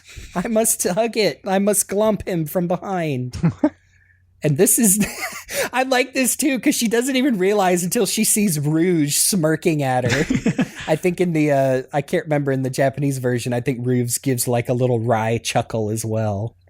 Yeah, Shadow doesn't even turn around to look at her, man. What a, he's, I like how goofily and evil he is. It's so funny. Not even a begone thought, just Or, like we said, repressed theater kid. Maybe he's like, oh, a girl just touched me. Don't turn around. Tails and Eggman get into a very silly fight here, which is, at least it's funny. It's badly animated, just poking the X-Tornado back in and out of the frame, but it's funny. Just realized as well, this is actually some really deep lore here, because we now know from the Sonic X Shadow Generations shorts that came out that Maria literally always glomped Shadow every single time she had any kind of interaction with him. So clearly, they don't depict it here, but he's clearly having one of his Maria flashbacks right now. That's why he doesn't turn around. Yeah. There are a lot of little touches in this that I do like the idea of using the gold beetos for like camo, things to like stealth drones, basically. Yeah, because these all just pop in like teleport and stuff, and it looks cool. And they're worth 10,000 points. It's a nice touch, even if the animation during the rest of the sequence is pretty rough. Yeah. Eggman just stops right in front of Tails and says, I'm done fighting, but I'll get you next time, and leaves Tails like befuddled. It's kind of cute. The animation hasn't been great thus far, but we do get a few really good shots. And when I say good shots, I specifically mean this one of Rouge the Bat, where she's holding the two Chaos Emeralds. right on them. Like, if you picture it in your mind, folks, that's what it looks like. Oh, there it is right there. Shadow set us up the bomb. Gosh, I haven't heard that in forever. And Amy finds Sonic's cell. And like I said, this scene is just really cute. I think I prefer it to the game version because they're not... It's just not as... I guess they're not yelling at each other. No, it's a cute little scene. Amy is being Amy, but not in the most obnoxious way. Yeah. No, I like that she says like her, her version of the "Never fear, Amy Rose is here," and then she says like, "Did I say that right?" Like she's pretending to be like her own little superhero. It's just cute. And then they do the same thing, like, oh yeah, the black hedgehog, whatever. Oh, you got to go on a date with me, and Sonic's like, no thanks. I'll get out of here on my own. But then she knocks the door down, and he does say, "Hey, good job, Amy." And she gives a funny little chuckle. Wow, good job. Yeah, it's a nice scene. Yeah. Amy still does good things in this. Tanaka climbed up the cliff to go find Sonic, told Chris to stay there, but Chris is too worried, so he jumps up there. Rouge fights the flying dog, gets locked in the safe as Sonic and Shadow fight. And let me tell you, if you have not seen this next scene in Japanese, I need you to go find it right now, because as Shadow is fighting Sonic and Rouge contacts him on his communicator, all you can hear is her side of the conversation, and Sonic and Shadow are going at it. 金庫の中にカオスエメラルドごと閉じ込められたわ。こんなことで失敗するなんてトレジャーハンター失格ね。え？何の用だ？何の用だとはご挨拶ね。上等じゃない。It's a great little fight scene, by the way, but especially this part. Sorry, animated GIF for everyone, but yes, the little dance fight too. The river dancing. I like how Rouge literally calls in asking Shadow for help, and he's just straight up like, "You deal with your own problems." I know. She's being pretty earnest, like, I'm trapped in here with the Chaos Emeralds, and he's like, "What do you want me to do?" And she even smiles at how incredulous she is. She's like, "So you're just gonna leave me here, huh? Oh, great." Sounds like a personal problem. Skill issue. Yes. He literally tells her to figure it out on her own. Damn it, Rouge, I've got my hands full here. Yeah, you do. Maybe if you didn't have those giant breasts weighing you down.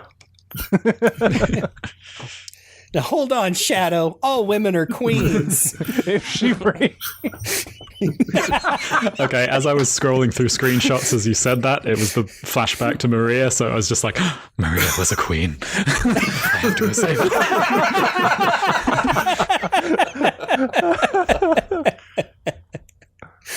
Oh, but yeah, we get the famous, Shadow, what are you doing? You gotta hurry up and get back here before the island blows up with you on it. And Sonic runs off to make sure that he gets everyone else off the island. Chris, he had good intentions, buddy. Chris Thorndyke inserts himself into the story whether we like it or not. That's my exact note here. Yeah. And we get one more in this arc where he mistakes from far away Shadow as Sonic, but realizes it's not him. So as Shadow has one more vision of Maria, picturing poor Rouge, he decides to teleport there with his Chaos Emerald and rescue her. Well, more specifically, he's just there for the Chaos Emeralds. Which is what he says, but... Now, he seemed ready to leave them both behind. Well, I don't know, because he has the vision of Maria, and then that's when he calls Rouge on the radio again, so... I suppose you could argue that, that first remembrance is remembering her revenge, misinterpretation of his memories, and he's like, oh, right, yeah, I need the Chaos Emeralds, don't I? For revenge, for Maria. Yeah, and then the second one is... I think you're right, too. The actual good one. Yeah. Yeah, I think I would like to think it's supposed to be a tiny bit ambiguous. I think it's because he looks at Chris Thorndyke and is like, wait, Chris Thorndyke is a child, Maria was a child, and they were both suffered equally. No, that's later. Nah. I mean, Maria lived on a space station. but She must have been kind of rich. This is further evidence in my Chris should have been replaced with Helen long-standing beef. Oh, yeah, definitely. Oh, yeah. I still think that just would have been a better show overall. Especially after Gerald's journal. There's that one image of Maria, by the way. Yeah. Oh, yeah. In basically in a wheelchair because she has bouts and fits where she just can't walk, which is, I had good stuff, good lore. Yeah. But I do like this scene where, yes, Chris piggybacks along Shadow's chaos control and ends up in the safe with Rouge. And before he can teleport him and Rouge away, like, hey, here's a good moment of Rouge is villainous, but she's not that bad, to where she's like, hey, what are you going to do about this kid? And Shadow says, doesn't matter to me. Like, okay, man. Before then we get an actual, Chris says, like, hold on, my friend Sonic's in trouble because of you. Please, you gotta, that's the only reason I'm here. And because he says, please, Shadow, Maria said, please, Shadow, one time. And I was going to say, there is something quite funny about Chris thinking that, please, people have mistaken Sonic for you. This is going to appeal to the guy who just said, I think I'm fine with you dying here, actually. Yeah. He's 12. He's doing his best. Yeah. But this episode actually ends on a cliffhanger because the prison island explodes and everyone got off, and especially Sonic and Shadow. Sorry. Oh no, they exploded a few minutes ago while they finished their fight. When they finished. Episode 36, I think. Yes. Threat from outer space. In Japanese and in English, Shadow World. I guess, but it's not Shadow's preemptive reference world. to the opening theme of Persona 4 Golden, I guess. Yeah. a reference to that failed pitch for Shadow World, Sonic and Shadow World on PSP, which oh my god, we can't even go into that. It's so dumb. Not what that title is referencing, I'm sure. That really sounds like just pick two words out of a hat. Yeah. Is Shadow in this episode? Do we vaguely get a flashback of his world? Sure. In his world. But directed. Shadow World. Marie is dead. Got shot in the US. Got shot in the head. Thankfully not. Directed by Shigeru Yazaki, written by Hiro Masaki, and storyboarded by Seiji Okuda. Lord. So yes, of course, Shadow, Rouge, and Chris all teleported to the Ark. He did not kill human child, but none of Sonic's friends know about that. But as they're all worried, Sonic says, "Nah, Chris is fine. Don't worry about it." So my first note for this episode is this episode looks like shit. It does. It's pretty bad. Yeah, I think this is the worst one. It might be the worst one. Lots of panning shots, lots of off-model characters too tall, their eyeballs are too beady. Sorry. Lots of flashbacks with reused animation as well. Knuckles speeding through the desert and just finds the pyramid randomly. Well, I guess he's following the Master Emerald. Which, hey, by the way, did not get shattered. It's still in one big honkin' piece. I guess that was another, we can't deal with that. We don't have the money to shatter Master Emerald. Now, this does start off with Chris Thorndyke doing a racism. Well, no, he just says to Shadow, is like, oh, are you related to Sonic? And to be fair, I suppose I can understand it, but come on, man. Yeah, he's related. 12. He should know better. Yeah. I think he says something about, you look so much like Sonic, you could be his brother. Are you related? And he just ignores it. I think it's a cute line to where he does, he realizes he's in space on a space colony, and he says, "Oh wow, I wonder if I'm the first kid in space." And Shadow says, "You aren't." And then we get a flashback to Maria.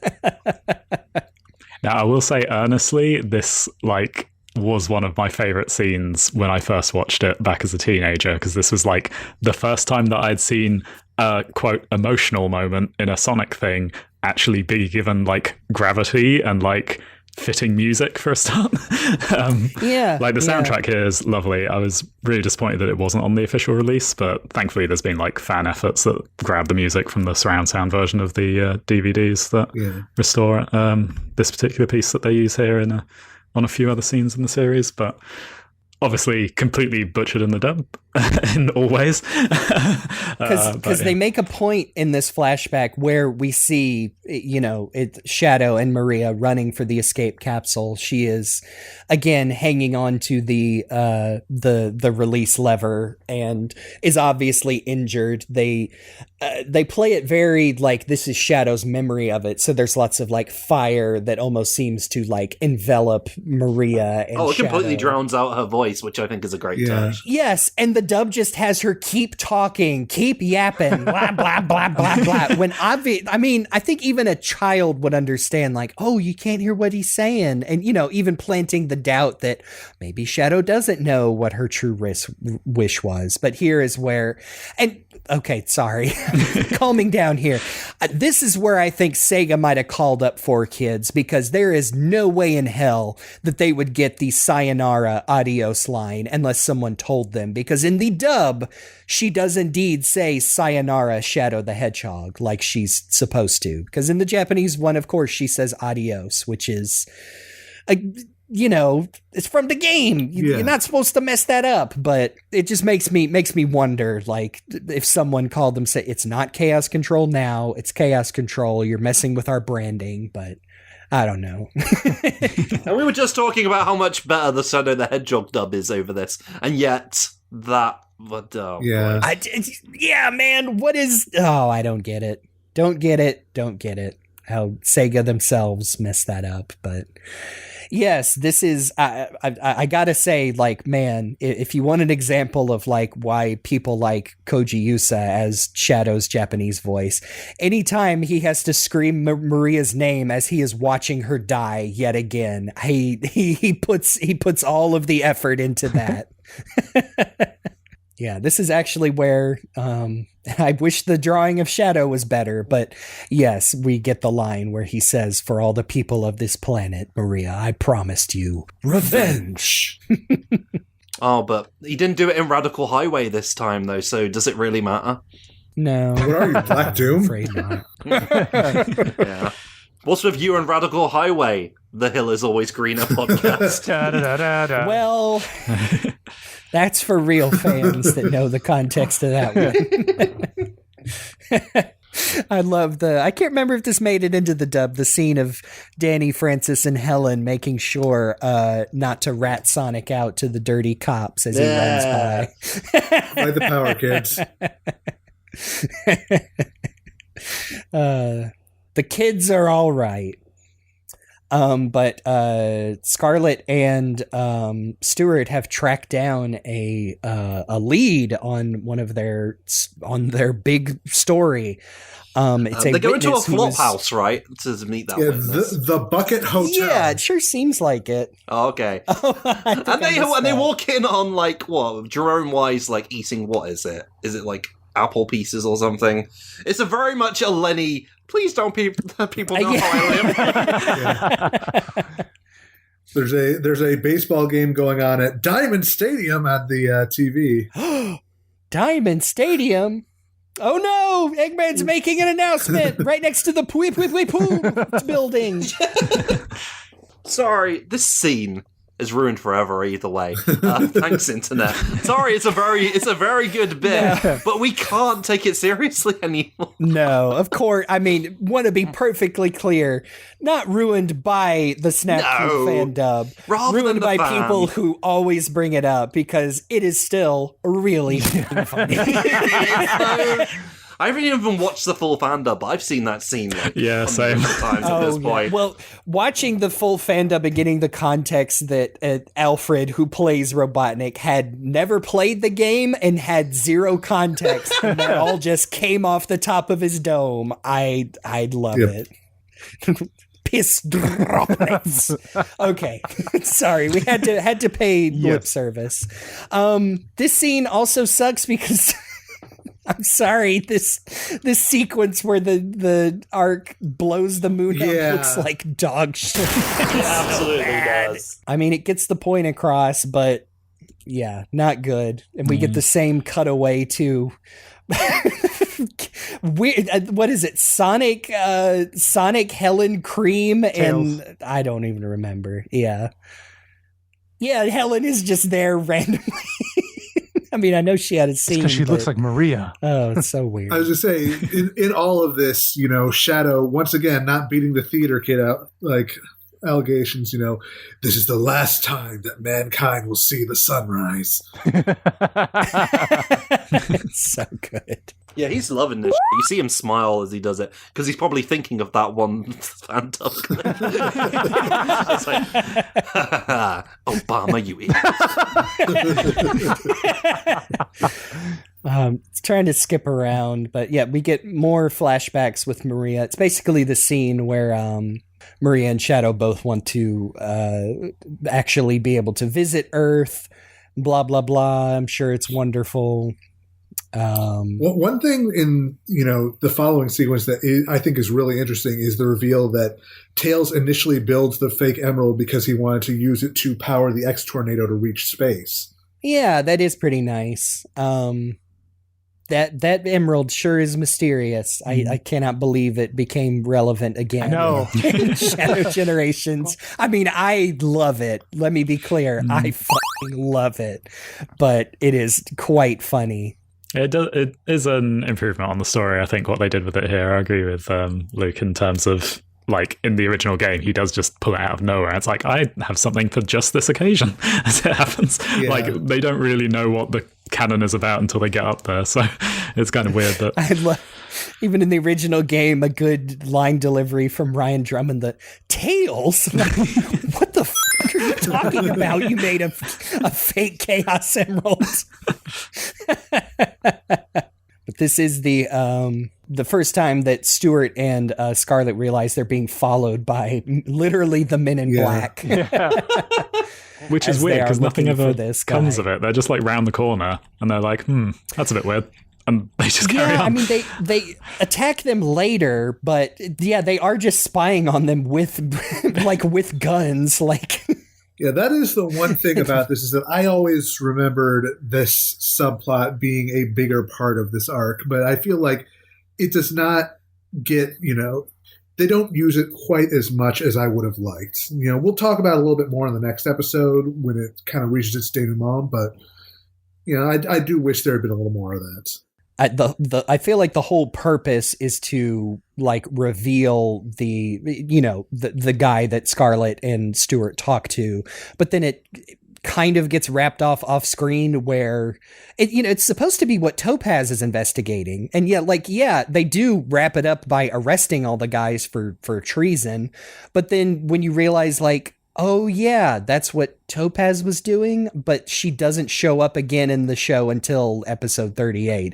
She's in 37. So. She's with Egg Goal, or actually, is it this one? Oh yeah, she is. It's in this one with the Egg Golem. We'll get there. Yeah, I forgot about that. By the way, Tanaka shows up in a Bruce Lee gamer death tracksuit. Yeah. Most people think of Kill Bill first, but why is he wearing that? Because it's cool, I guess.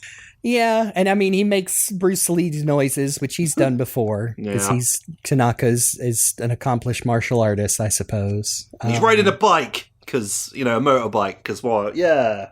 Yep. one of those where you almost, I mean, you can, like, they probably shouldn't have done that voice for Tanaka in the dub. Yeah. I know. I have also do not do anymore. But then, like, especially back then, it's hard to blame them because the original animation leans into that Tanaka is a, like, I don't know. Really don't know what he's supposed to be. He comes across like a very traditional Japanese man, but he also likes samurai and kung fu movies. So Yeah. He's a Western butler who's very Japanese and also likes martial arts. I mean, when you're going to use a music cue every time a character opens their mouth that's related to their ethnicity, you've kind of already gone as far as you can. Yeah. Nah, that's pretty indefensible. Oh man, I forgot. They play the marimba preset on a computer or on a keyboard every time Ella shows up. Yeah. And I'm like, 4 kids, or you cannot, don't do that. Then they go into the pyramid looking for a space shuttle, and Bokun attacks them with the egg golem. And Knuckles is there because he needs to find the keys, like in the video game. I do think this episode is the most we just need to get stuff from the game rolled out as quickly as possible episode of the whole set. Like, this is the one where it starts to fall apart for me before it kind of reconvenes again towards the end of the overall arc. Like, the Sonic The thing is they... Sorry, you were saying? I was going to say, the Sonic Adventure 1 adaptation was, like, awful for that sort of thing, but, like, they slip back into it here for Adventure 2, where it's like, we could have had, like, a whole gun truck city escape sequence, but instead we prioritized the egg golem. Iffy decision for me. I'm realizing that I think I have the opposite opinion, where it's like, I think my ideal version of this would be, like, everybody knows the story of Sonic Adventure 2. I kind of wish that this was like a Rosencrantz and Guildenstern are dead version of that story, where the game events are happening in the background, and this is like exploring more of like how everybody else is reacting to those events. You know, more stuff with, you know, Stuart and Scarlet, more stuff with like... Yeah, I can agree with that. Yeah. Actually focus on the original plot line instead of kind of pushing it into the background. Yeah, because you know, when you do it like this, all you have is basically a kind of rough, if not just outright bad adaptation of a thing people already know and like, and then a side story that is not fully developed. And I kind of wish they had either gone with one or the other instead of trying to straddle that line.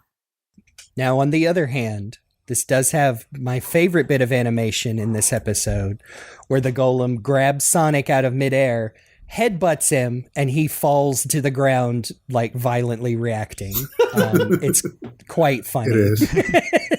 That's what's funny about this, though. Like, what Jez was saying is, like, they do introduce the idea Knuckles needs to get the keys, you know, like in the game. And he goes off to do that. And then he doesn't need, and they're like, oh, did you get the keys? No, it's the boss from the game. Yeah. And he's going to kill us all. And Bokun's never on mind. it. I changed my mind. I forgot this is the episode where they introduced that Topaz and Tanaka might have some kind of Incorrect attraction. No, wrong. Get your straight baiting out of here. It's don't like it. Whose bosom does she cry into when they have to leave in episode 51? It sure's not Tanaka's right away. Anyway.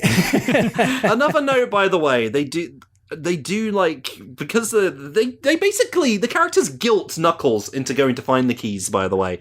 And they're like, oh, what kind of treasure hunter are you? You're a really shit treasure hunter, aren't you? You treasure hunter bastard. And something that reminds me of how, like, that's kind of been his whole thing for a long time. Like, when it got introduced in the OVA, I was like, oh, is that what Knuckles is known for? I thought he was the guardian of the... Okay. That's kind of a thing they've leaned into. And now it's his whole identity. It's like, oh, shit, no, you can't tell me I'm a bad treasure hunter. I need to go try and hunt some treasure now. It's not even the first time they do it in the show. I feel like the first, like, 13 or so episodes, and the same group of characters, like Sonic, Amy, and Cream are like, oh, Knuckles, well, if you're scared, you big pussy, find some treasure. And he's like, no, I'm not. I will find the treasure. And it's just a little silly.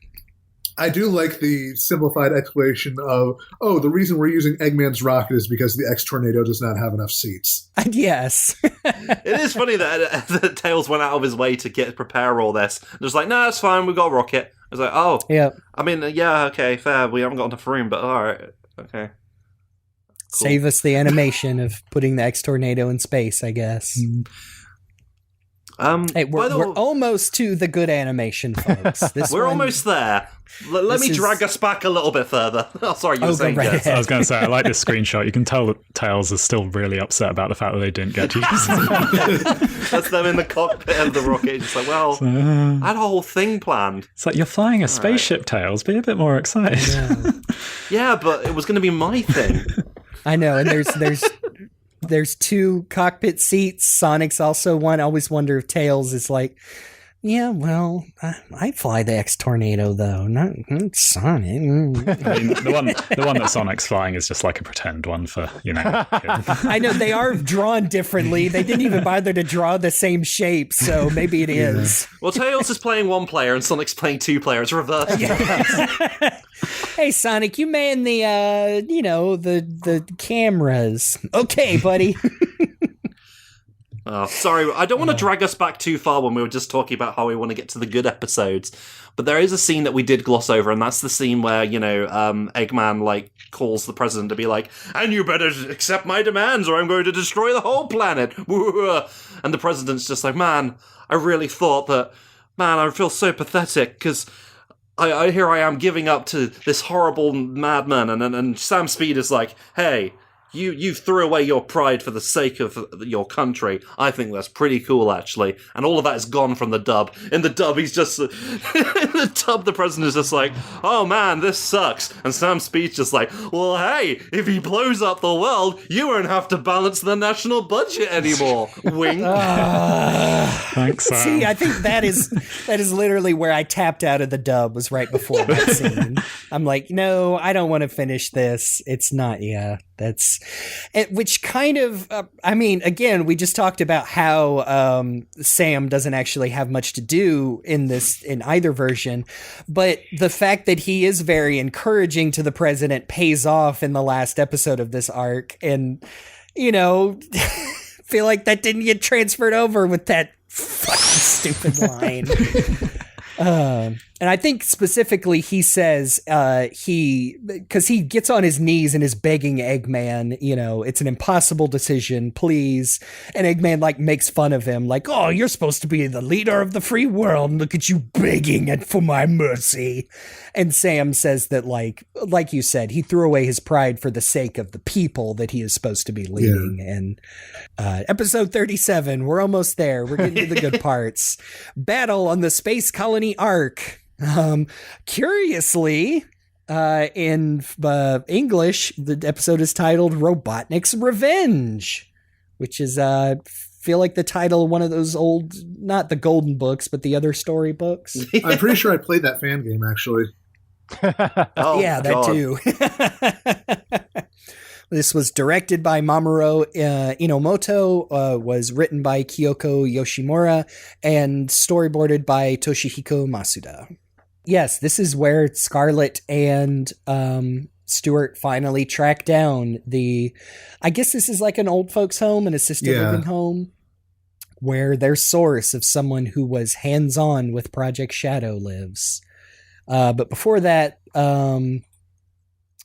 we are on the Space Colony Ark, where Rouge steals the project file that Eggman stole from Gunn, and has her, looking at it, where she has hold on, if this is a picture of Project Shadow, then what's the shadow we're with? Oh my goodness. I know this is meant to be, very serious moment or whatever.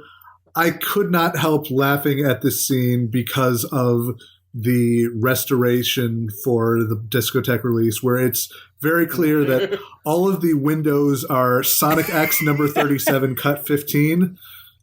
Yes. And also, when you look at the Project Shadow documentation, it's a bunch of documentation for various PC processes. I'm pretty sure I saw a SourceForge link in there.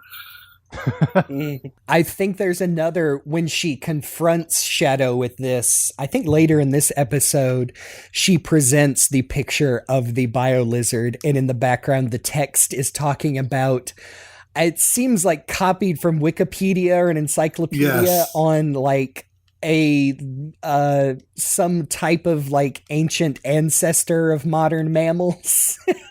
They tried to find something about scientists talking about a life form, I guess. So they just talked about the discovery of the earliest known animal that lived in trees and ate nuts and stuff. That's how they developed Shadow. A good line from Shadow here where Chris sees the shuttle coming towards the Ark and he goes, "Sonic's here?" Shadow goes, "He's come here to die."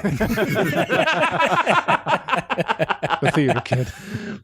I know, what a dramatic guy. By the way, quick note from the beginning of the episode, at least early on, Rouge actually gets the password to the machines. That's how she gets the Project Shadow stuff, because Eggman just lets her have them. It's like he gives her the Wi-Fi password. Oh, what's the worst she can do on there? Crazy gadget mentioned by name. Yeah, Right. that was really bizarre to me because I feel like I've always been able to categorize like Sonic level names as being either the location or like you know, like your green hills and chemical plants, or the situation, like your huge crisis or rooftop run. I always thought of Crazy Gadget as a situation, like this is a place that is really weird and crazy, not it is literally called Crazy Gadget. Yeah, well, we had a Chrome Gadget in the old games. I guess so, yeah.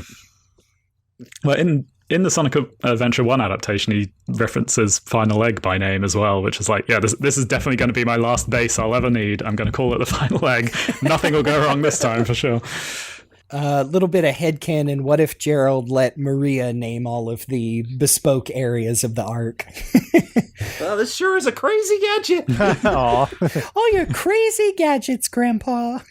It's just like, okay, well, it's not quite as poetic as letting you name Shadow, but sure, whatever. Yes, which I do appreciate. We do get finally in the last episode, we get a reference to that little bit of lore that's been canonized a couple times over, that she named him Shadow. I think in this the line is, "You're like a shadow that's always watching over us," which will get expanded. Do you know into, why I like, named the you shadow Crazy leads to Gadgets? the light.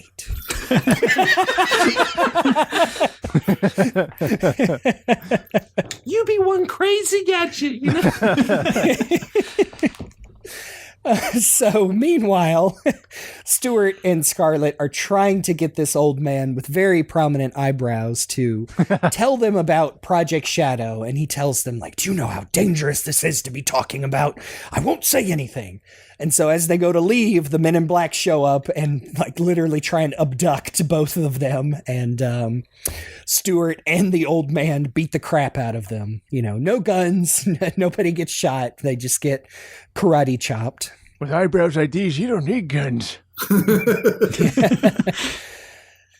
And so he decides he's going to tell them about the truth of 50 years ago, because he doesn't want anyone else to die because of trying to cover up this tragedy, which is, I think you and me, Jake, we talked about how this suddenly gets pretty serious. Yeah. And I really appreciate how this shakes out. Yeah, I appreciate like the through line leading up to this. And I think the way I described it earlier was that this little, like, not even B story, like C story in the overall plot, it kind of adds some, to be the theater kid, some gravitas to this children's cartoon. But yeah, like, and it's just really interesting to get this perspective. And it kind of goes along with what we were talking about earlier about like more world building in the vein of like, hey, this is what happened to people after chaos, you know, peed everywhere, and then and then this is what happened to a gun soldier who's laying low so that the Men in Black don't snuff him. Yeah, not to spoil it, but this is literally the guy who shot Maria. Like, isn't that wild? Yeah. Like, that is wild that we put a face to that guy who normally just has who's the visor over his head. But no, we actually see the dude who make sure that Maria gets taken away safely from the Ark in the the English dub. Probably the biggest. And it's not the biggest change because, I mean, the worst is Molly in the Metarex Saga. Boy. Where I think we've mentioned that before. Yeah, I do feel like even though in the actual scene where he originally shot her, they avoid mentioning any mention of death, they make it pretty clear in the dub that she did die eventually, which is kind of worse sounding in a way. Although she suffered. The wording for like the rest of the episode when they're talking about it later, it's very clear that like both he and Scarlett Garcia's father are both dead, but we're just not going to talk about how or when or why. Yes, I think, and I know there's always the talk of like there are different standards in Japan for like kids cartoons. Like every shonen show is for little kids to watch, and like you'll still cut somebody's head off on Naruto or whatever.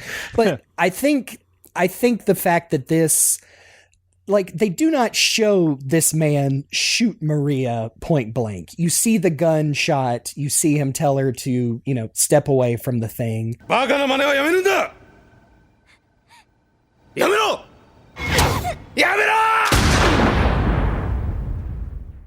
And then you just have a cut, and he doesn't even explicitly say that, like, oh, and I watched her bleed to death.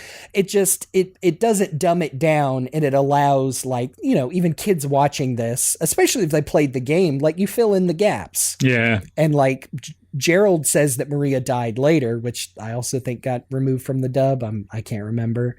And I just appreciate that, like, they don't beat around the bush that, no, Maria died. She was killed. It's very sad. That's why Shadow is sad. But they don't have to explicitly show it. Yeah, I do think that shot of him just standing in the doorway afterwards is a surprisingly like mature directorial choice for a kid's show. I think this whole it kind of says everything. Yeah, I think this whole interrogation scene works really well. Like, it's one thing to hear about stuff happening secondhand in Gerald's journals. It's another to have a flashback to it and hear it from the person who's been haunted by guilt for decades over shooting a little girl. And that's kind of the thing. He's really upset about it. He's really been holding on to this, and he's suffering. Can you imagine if he was like, and I did it for America? Because technically he does say that. He does say, I did it for, I was following just orders. Wanted to serve my country. Yeah. And I feel like they strike a good balance because, I can't remember what the trope is called, because there's a lot of, I think I've heard them referred to derisively as like shoot and cry, like especially movies like, hey, not to get into the radical left highway, but movies made about soldiers that went to war and then were sad that they killed a bunch of people. And it's like, yeah, but we're not talking about, y'all know what I'm talking about. I think it avoids that because this guy explicitly has been like tortured these past 50 years because he knew the truth and was too, like by his own admission, too cowardly to go public with it. But now he is. And it, that culminates in the Scarlett Garcia's report at the end of the last episode, which, it's pretty cool. This is my favorite. Like, they actually follow this storyline from beginning to end without making a bunch of jumps like we've talked about the other ones. Is kind of like interesting. Sorry, Jez, you put it in my head now that Maria didn't die right away. So I imagine she spent a while being like, Shadow, I've actually rethought it, and I think maybe you should kill everyone. Don't you be coming at us with this updated autopsy report bullshit. No, you're spoiling our another one of our Sonic F ideas. Vengeful Maria. No, don't worry. It was only in like nice dumbed down for the kiddies 4Kids version where she died slowly off screen. Yeah, exactly. Like you said, they unintentionally made it worse by like, oh no, she's dead now. Just like, what did they take her into captivity and like question her and then kill her? Like, that's great. That's lovely. Very silly. Before we actually get to the man's confession, we have a bunch of other scenes on the arc. Like, Knuckles going insane and crashing the shuttle and having the scene with Rouge from the game where they fight and there's a little bit of blood. Tiny bit of blood. Oh. See, I always interpreted that as like him grazing her lipstick, or at least being ambiguous enough that you can't tell. Oh, I mean, it does show that those knuckles of his are razor sharp. But it's fine. It's the exact dialogue from the game, so it's still the same, flirt fighting that Rouge and Knuckles tend to have. And we also have this, the scene where Amy and Tanaka both get taken hostage by Eggman, but instead of a gun, he has a comical, like, Tonka truck looking claw coming out of the Eggman. I mean, that's one way to do it. Yeah, but otherwise it's pretty much the exact same scene. Once again, Deco and Boko are here just to be there. Like for this, the most serious scene in the whole original game. But yeah, they look angry this time. They're not saying anything, but they look angry. It's pretty fun. We're recording everything for insurance purposes. It is funny that, like, this time when Amy gets held hostage and Sonic shows up, he's just like, I don't care, you can do whatever. I'm like, yeah, that's my yeah, that is pretty funny. He tries to call Eggman's bluff, but then he squeezes her with the claw, and when he actually starts to hurt her, he's like, oh, okay. It's like, oh, Sonic. I will say the fake Chaos Emerald exchange is less good here because I liked that Eggman worked it out in the original game. Yeah. And this time around, he's like, "Oh no, the fake emerald!" And Eggman's like, "Wait, what? It's fake!" Yeah. No, that is an all-timer in the original game, and it's played the same way in English and Japanese. I love it. Because you just told me, Fox Boy, Tails. This is another one of those scenes, though, like the Maria flashback I was talking about before, where the earnestly, like, solemn and sad music when Sonic's about to be killed, as far as the characters are concerned, was like such an upgrade of the original game for me. Especially because, like, the original game just sort of plays, the music works, but it's just like the boss theme, and then the boss theme starts up again when you're like fighting Tails afterwards, fighting Eggman rather. Sorry, choosing my sides there. But yeah, so I did. That was another music cue from Sonic X that really like spoke to me as a teenager who was like, "Oh my god, my Sonic cartoons are serious. This is amazing." Yeah, I think it does a much better job of selling the weight of that moment. Yeah, because you get a nice Sonic-oo scream from Amy and putting her poor heart into that. I get, man, Shadow not beating these theater kid allegations, because as the capsule explodes, he tells, he says Sonic was inside there. It's like, I guess he was just an ordinary hedgehog after all. And Chris is just like, what? Sonic was in there, and he turns to him and says, now you know there's nothing in this world worth putting your faith in. Maybe Chris being here isn't that bad after all. Give someone to bounce off of. And Chris, he just says, no, there's no way, and he runs off, and with Shadow looking after him, just... I have to make this child cry by the end of this. One way or another. Cracks Knuckles. Oh, sorry, Knuckles. Ow. Tails and Eggman fight, and then, yes, here we cut to our confession from... I can't remember this guy has a name. It's Mr. Smith in Japanese, Mr. Schmitz in English. Oh, okay. Oh, yeah, I don't think I caught that. He's probably registered at the old folks' home as John Smith because he doesn't want to get assassinated. A lizard! I was gonna say, he does say that he moves around a lot because of, the cover-up and the conspiracy and everything. Yeah, I do find it interesting that there's a lizard in there, in the flashback. I guess they were experimenting with lizards even till the end, even till right before Gunn showed up, I suppose.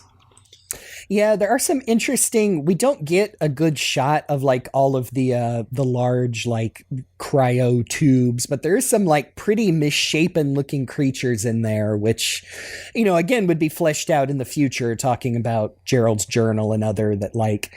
Yeah, I wonder if Now I can't remember if that's ever been talked about. I wonder if he started with reptiles because of their potential like regenerative capabilities. They explicitly say that in the journal that he started with a salamander because it could regenerate. There you go. Yeah, kind of like old Kirk Connors in Spider-Man. But yes, we get the it's interesting we get it from this soldier's perspective of I remember this adaptation specifically introduced some ambiguity about like Shadow's true memories, because in the soldier's recollection, Maria is obviously trying to send Shadow out of the colony, but we don't see like, oh, and behind the kid I shot was a talking hedgehog screaming her name. I think it's kind of interesting. Yeah, this was definitely back during the era when they were trying to present Shadow's whole deal with a little more ambiguity. Yeah, because these episodes aired a couple of weeks before Sonic Heroes would come out, and like the return of Shadow, and also like Sonic Battle as well, that would come out a little bit. Was it simultaneously in Japan? I know we talked about that before. Relatively close.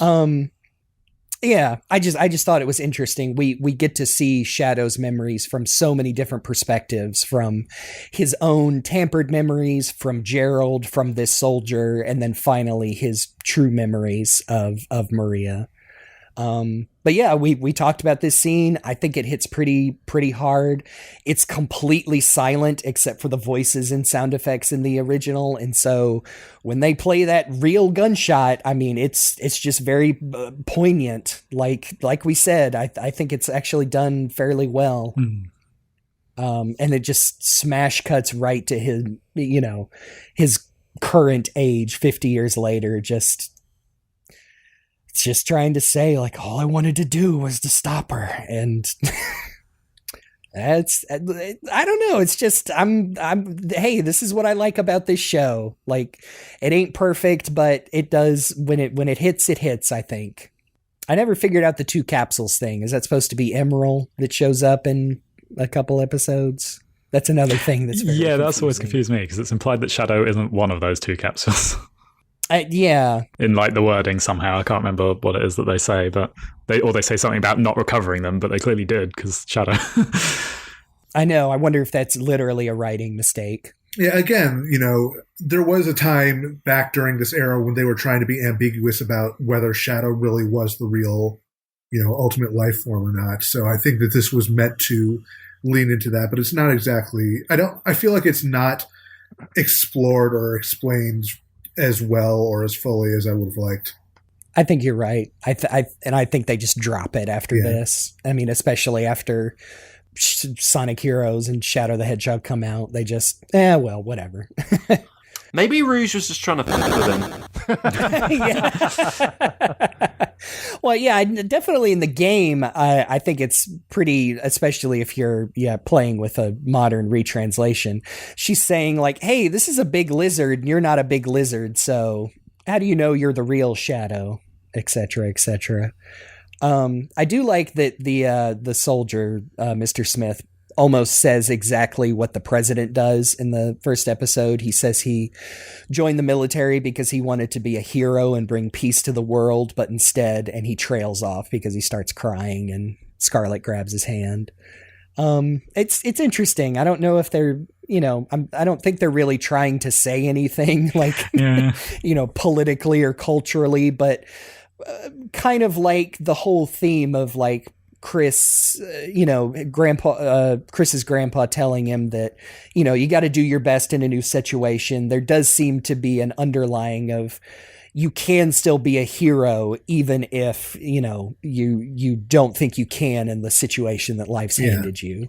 I think that ties And as together. we've established, Chris has suffered just as much as this old man. But they had to move to another city. He got to view the beauty of Earth from the space colony, even if it was a little scary. But hey, we see Sonic survived again in the scene from the games where, Knuckles finds him, use that fake energy or fake emerald. I like how they actually have, which it's because this is Sonic X, they have to change it a little where Sonic says he doesn't know if he can use Chaos Control with just one emerald, especially a fake. Because Sonic has done Chaos Control at the end of Sonic X26. That's how the worlds kind of merge. I think he technically did at the beginning of the series too, right? Like that's how they got in the whole mess? Yeah, the big explosion was Eggman's fault. Yeah, that was... Famously from Knuckles points out that it is Chaos Control. It used to be Chaos Control. It used to be. So Chaos Control exists, but Shadow is using it in a way he's never seen before. So, and then he does it. Yes, saved himself with the fake emeralds. He's got to go stop that cannon from firing. And then, yes, Rouge calls her girlfriend one more time, tells her she's got all the files they need. I like that this is a bit more, again, Shadow here. It's more dramatic to where he snatches her radio and stomps it as he catches her, being a spy. Which I love that this line is so silly from the original game. She's already introduced herself as Rouge the Bat, and Shadow says, "Hey, wait a second. You're that government spy, Rouge the Bat, aren't you?" I mean, there's a lot of people called Rouge the Bat. You know, it could be. Yeah, it must be a common name. Amongst bats. Yep. But yeah, we get the whole thing again where she has the real Project Shadow file and, what do you do? Even your memories might not be real. And he says, there's the article. He says, even if they're not real, they're all I have left, which is much better than the original English translation, in my opinion. But yes, the summary of Project Shadow, the text says, scientists say they have found evidence of the earliest known animal whose existence led to the development of monkeys, apes, and humans. etc. The creature was extremely small, about the size of a human finger. It lived 45 million years ago in a rainforest in what is now this country. It probably slept during the day and searched for food at the tops of trees at night. Yeah. It ate insects and fruit. Thank you for teaching us about Eosimius. I do remember the first time I saw the screenshot, I was like, "Oh Lord! If you just pause the screen, you can learn even more about the what the hell is this? Like, am I reading this right?" Nope, absolutely not. But now everybody's more educated, I guess. Chris meets up with all of our heroes minus Sonic and Knuckles, who's just carrying the Master Emerald around above his head. I love it. Finds out that Sonic's okay, and here we get the quite famous, infamous now, the Sonic and Shadow monologue before their final duel. Which, like we said, subtitles use some of the dub lines. It's fine. I, just know the difference here. I do like this weird reinterpretation of Final Rush that they did, where it's like this weird, sub area of the arc that's all mechanical and filled with, this sort of glowing red fog everywhere. It's kind of unclear where this takes place, but it looks kind of cool. They're on, these big conveyor belts instead of, out in the middle of the space.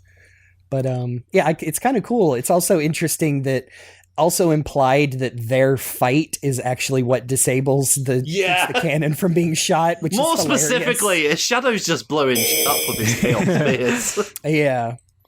Which I guess Shadow does know about.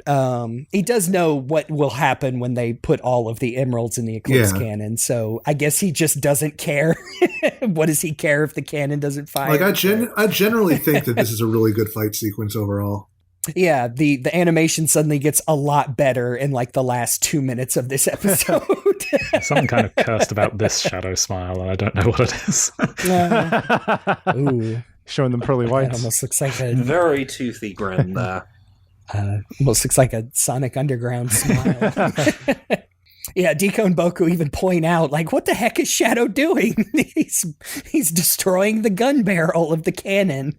And of course, Eggman slams in the emerald, which activates Gerald's failsafe, which I think I honestly really like the moments when Gerald's message appears and that just cuts to the timer ticking down. I think that's really effective. Episode 38 of Sonic X, Maria's Wish, Everyone's Wish, or Showdown in Space by 4Kids. Yeah. Directed by Nana Harada, written by Kyoko Yoshimura, and storyboarded by Toshiki Hirano, which, good job, folks. This one looks pretty great. They saved the money for this one. Save the money. Yep. So this is the only episode people really remember, I think, is this one. Yeah, I feel like people probably also remember the soldier, Mr. Smith. They remember that sequence. So probably, the last 5 minutes of 37 and then 38. But yes, opens right up with that timer and Gerald's declaration of revenge against everyone on Earth. I want to mention the fact that I like that for the Sonic X adaptation of this, that Knuckles is just always carrying the Master Emerald over his head. Oh yeah. Like I mean, like it wasn't shattered. Like physically, it makes sense, but also like I just think it's funny considering like in the game, like he just kind of pulls out of his butt near the end. Yeah, and it's all super tiny. Love the quick cutaway of Rouge on what I assume is her personal shuttle, and she's teasing Topaz because she says, "Oh, were you worried about me?" And she says, "Well, of course, our transmission got cut off." We're just like, you never play along.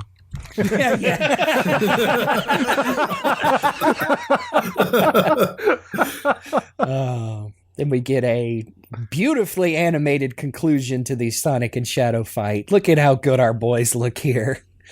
Although, man, talk about some lore they don't use anymore. Sonic just spies a ring just lying around and grabs it, which now I think the official stance is that rings don't actually exist. They're just a gameplay thing. It's it, but... no. Like, I get it's hard to write it in there, but come on. Yeah. Ian Flynn. This is a Sega decision, and you know it. And you know when anything is good, I say it's Ian Flynn, and whenever it's bad, I say it's Sega. So, which is the opposite of what the internet does most of the time.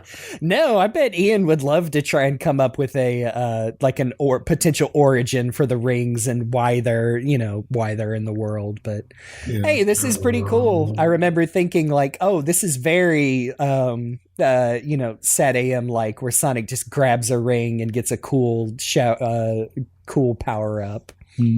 I've been thinking about that, ever since Sonic X started. I was like, wait, they got the rings though. They got the power rings. So that was interesting. a weird thing. Yeah. I do really like this shot of Sonic. I feel like this is one of the most famous, shots. Yeah.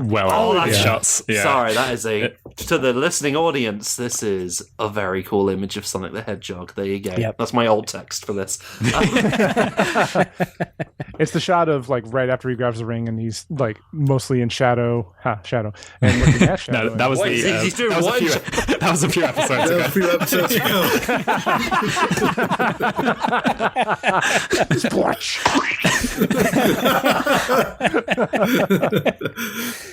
He knocks Shadow out and he's like, "Ha, it's over." And Shadow says, we'll see about that." And then Mama said knock you out. He does. He feels the colony rumbling, and he goes, "Maria, it's time." Before he flitters away. By the way, quick note. I don't know if we did, but we did see Gerald's execution. Well, we didn't see his execution scene, but I think it's coming up. Yeah, that's coming up. Oh, is it coming up? My notes are in the wrong order. Then that's fine. Well, they all run into the cannon room with the Chaos Emeralds. They get sealed away, and Gerald's message starts playing once again, and we see the whole thing where he does, yada yada yada, 27 minutes, 23 seconds. And then the second time it runs through, he actually lifts his head up. That's a bit weird. Yeah. Maybe that's a video glitch. But yeah, they do the whole thing, which is present in the game. But yes, in this version, you literally hear a gunshot that apparently executed Gerald Robotnik. Now, and all these characters are just watching that just fine. I know all of these children just witnessed. I'm glad Cream's not here. They left her. God, Gen Z is really going through it, huh? 他に残すべきメッセージはあるかありません構え Yeah, I made a note just like, wow, Chris really did just watch an old man get executed.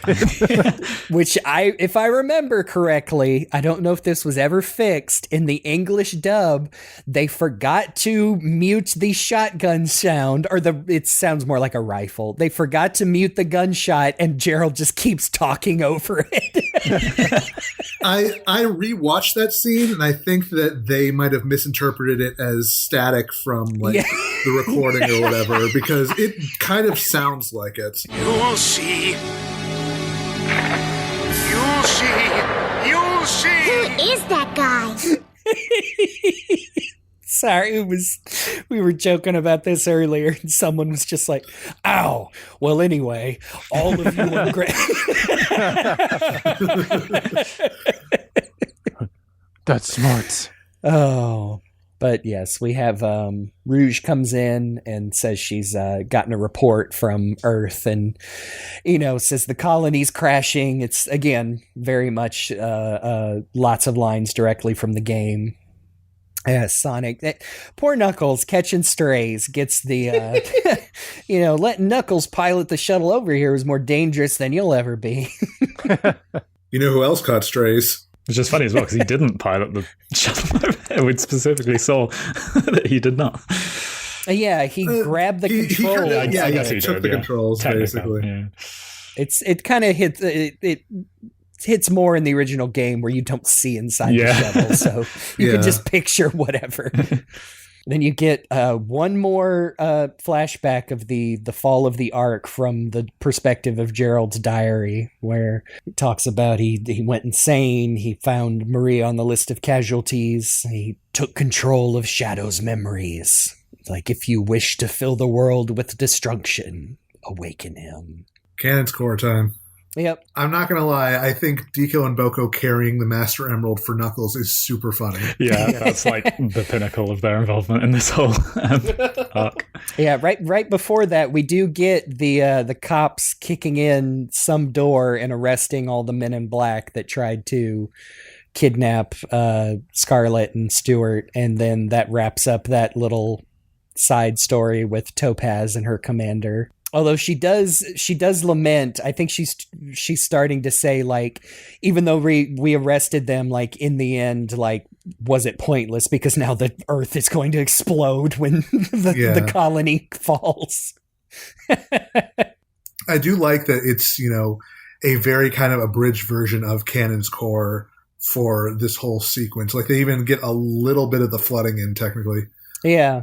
Although the cool, I can't remember if what they mentioned with the water is some kind of coolant. Maybe it's probably rightfully not piss colored like it is in the game. It's sort of a weird, off brown. Yeah, like it looks like some kind of like literally like some kind of coolant fluid or whatever. I assumed it was like. Yeah, I was going to say, I assumed it was some kind of thing where, like, the biolizard's just stored underwater for some reason. Because, that kind of creature, you store that kind of thing underwater. It's a salamander. Yeah. He's partially amphibious. I was going to say he was dehydrated. I love that this sequence also has a scene where Eggman just punches a robot and it explodes. I know. Good for him. A rare moment of tails flying in Sonic X as well. Man, you really don't realize how much he doesn't do the thing he's most famous for until you start thinking about it in Sonic X. Well, but while all of this is happening, I feel like we need to talk about this whole Here scene. it comes, ladies and gentlemen. We know what's coming next. Chris, Amy, and Tanaka are all, Chris says, like, I wish there was something else we can do. And Tanaka Again, another positive adult in Chris's life says, we should put our faith in our friends. And then Shadow comes up behind him. It's pointless, you know. And he does that same smile. I love it. So good. But yes, the long and the short of it is Chris basically steals Amy's scene from Sonic Adventure 2. And I gotta tell you, it's been years now. People were super mad about this at the time. I think it works fine in Sonic X. I don't have a huge problem with it, honestly. Yeah, from the story that's being told, it makes sense and it works. It is still very funny to me that they still brought Amy up to space, like in the game. And she's literally right there, and they're just like, "You're not getting your most important scene in the game." And I suppose it didn't have to be Amy anyway. Yeah. And she still got to have her moment in rescuing Sonic from the cells. So yeah, I would argue that that's a stronger moment than her just randomly, accidentally saying a combination of words that triggers Shadow's true memory. That's what I took away from this version as well. I feel like they've built up to this moment a lot more compared to the games, whereas Amy's was just a coincidence. She's just mad about being left out, and then she's like, "Hey, Shadow, stop being a dick for once." And then Shadow obviously remembers the memory of Maria going, "Shadow, stop being a dick for once," and it all comes flooding back. Yeah. And of course she leapt in to hug him as she said that. I think this kind of completes Chris's little, I guess, mini arc where he's been encouraged to, you still got to do, okay, maybe this is looking too much into it, but the old I love the quote from the Boondocks where he says, Granddad, what do you do when you can't do nothing, but there's nothing you can do? You do what you can. Chris is doing what he can. He'll never be able to do the things that his furry friends can, because he's not super fast and he can't build machines and fly with his tails, but he's doing what he thinks he can do here, which is knowing that deep down Shadow he does not believe anyone could be this evil. And I might like this scene better than the original, just because Shadow does, he goes on a big angry rant and pushes back a lot more physically and, verbally. But I think that him actually pushing back, arguing that no, this is what they deserve. Everybody betrayed me. I'm fed up with this world. I think it's not just that. It's what you people did, and he's talking to a human here who's sort of representing them. I meant to just say it. What is more thematically appropriate that Chris is pleading for the human race, and Shadow sees Maria in him because she was also a human, or and that just the same age. Amy's a girl who says a thing that Maria said. Yeah. And also, we're kind of tiptoeing around it. He also beats the shit out of Chris. Yes, he does. And so even if you hate Chris, everyone wins. In Japanese, at least. Oh, yeah. They really badly cut around it in the dub, don't they? Yeah. It's almost like Chris is just getting progressively more injured by trying to talk to Shadow in the dub. Shadow, please! Oh, that made Shadow. Oh, poof. He's just falling over and hurting He's just teleporting across the room, and it's making him tired. Chris is using chaos control. I feel they could at least airbrushed out his little scribbles on his face of generic child friendly injury. They are still there. Yeah. And I don't get the logic, because they left in the most of the Knuckles and Rouge fight in episode 33, and was that the last one as well. They erased a little bit of blood from Rouge, but it's what's your standard here? Is it because Chris is a child and you shouldn't beat children? I was going to say, it's probably the human aspect of him, because I forgot to mention it, but in the previous episode, they do cut a lot of Stuart fighting the Men in Black as well. The only bit of actual physical interaction that gets left in is the karate chop that finishes off the last guy from Mr. Smith. Everything else is just kind of dancing around each other dramatically. Yeah. Lots of flipping, much less punching. Mm-hmm. I don't know, man. We'll never know the what is standards and practices and what was just arbitrary. Hey, again, listen to that 4Kids flashback. They get into that stuff. But yes, like we said, I really like that Chris is, he basically gives Amy's whole speech. He acknowledges that yes, humans are selfish and self-centered, and there is strife and chaos, but deep down, like, everyone is just trying to fighting for the chance to be happy, and I think that's what they wish. And now I know that's a good speech, actually, and that's probably the reason why Tanaka stopped Amy from trying to interrupt. But it is very funny, like Tanaka being like, "No, he needs to do this on his way to become a warrior." Yeah. Especially like he spent so much time like fretting over like I have to get him back, and then he's like, actually no, let him get roughed up. Let him cook. Yeah. I mean, considering how protective Mr. Tanaka is over Chris, there is something kind of funny about watching Shadow send Chris halfway across the room, and Tanaka's like, "No, wait, let's just see how this plays out." Give him some time. He might get through to him. Wait, let's see where he's going with this. It is very funny, yes. I was trying to think of like, well, I guess he didn't kill him in one shot, but no, it is just, it's for the sake of the, like, no, Amy, wait. This is for the sake of the plot. Wait, I can tell. His neck isn't broken. It's fine. There's still some life left. Yeah, like I'm pretty sure he does like fall unconscious at the end of it. That's not a good thing to happen to a 12-year-old. No. Tanaka should not be looking down and smiling at Chris. Like one of those very famous like fiction things like, oh, people get knocked out all the time. Like, no, in real life, if someone faints from exhaustion, that's very bad. If you get bludgeoned unconscious, you're probably going to get brain damage. Like, I know. Oops. As somebody who has fainted twice in the work setting, it's not fun. No. Actually, I won't go into it, but basically I fainted once, knocked on something on the way down, lost a tooth. Now I have a fake tooth in my head. Oh, no. Yeah, that's not the Hollywood version for sure. Nope. But yes, we get a very poignant, like, we finally get the true flashback of Maria lying shot on the floor. And again, there's no blood, but yes, we see she is passing away.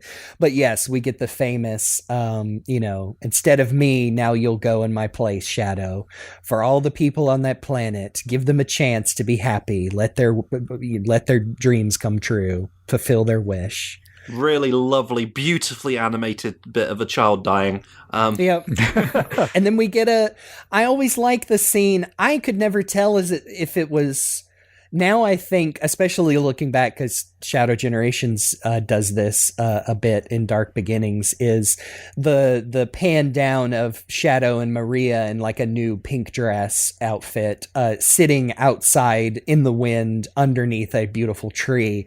And is that that is a what could have been, not a like, oh, there's an artificial, turf on the Ark. I think that is a like what could have been. Yeah, that's how I saw it. It's a lovely shot. That's how I interpreted it. Yeah, it's very, very nice. And you get the line from Maria that, reveals Shadow's name origin, that you're like a shadow always watching over us. Very cool. And then, Chris passes out. And again, from the games, I like how it's done here. Just a tear welling up in Shadow's eye. It doesn't fall. It's a very nice shot. He's trying to remain stoic. Pleasantly understated. Yep. Yeah, Tanaka's like, okay, now I will intervene. And now Big Lizard. Roar! Like I can understand why they need to save the money for this thing, because just it standing still looks like they spent way too much time trying to draw a single frame of it. How is this thing supposed to move in 2D animation? But yeah, very, very cool fight with Shadow and the Bio-Lizard. They did a pretty neat job with that.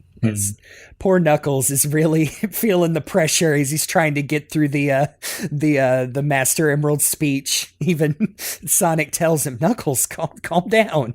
You got it, man." Yeah, I do like how they adapted the whole homing attack across the balls thing, like energy spheres, I suppose, whatever they are. Yeah. It almost seems, like when they would revisit that boss in both other versions of Sonic Generations, the 3DS and the recent Shadow Gens, that was taken into account of.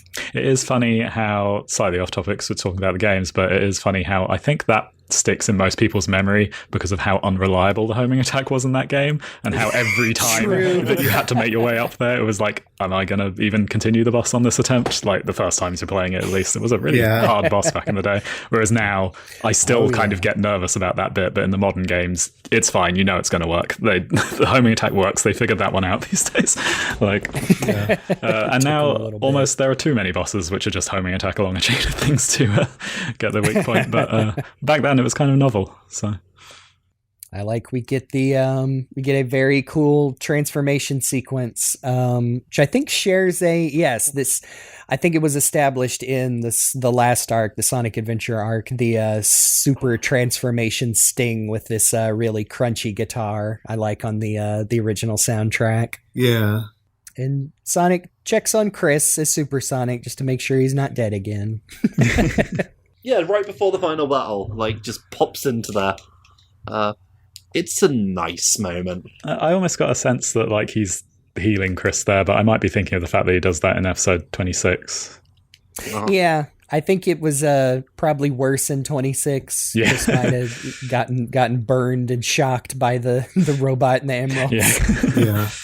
Man, sorry, but it is I do like him doing that right before the final battle, just so you remember who the actual main character of this show is. Well, you're not wrong, but also there is it's why I tend to push back on people who just, hate everything Chris does, because I think it's a good, it is a good show of Sonic's character that, he doesn't always hang out with Chris. He is Chris's friend, but he doesn't, not like the other characters. He's still at the risk of accidentally trampling on our own joke. Sonic is still his own person, but little moments like that remind you, it's oh no, he still considers Chris his friend and cares about him a lot. He's just not going to change who he is as Sonic the Hedgehog. Yeah. And I think that all comes to a head at the end of this first series, where they both come to realize that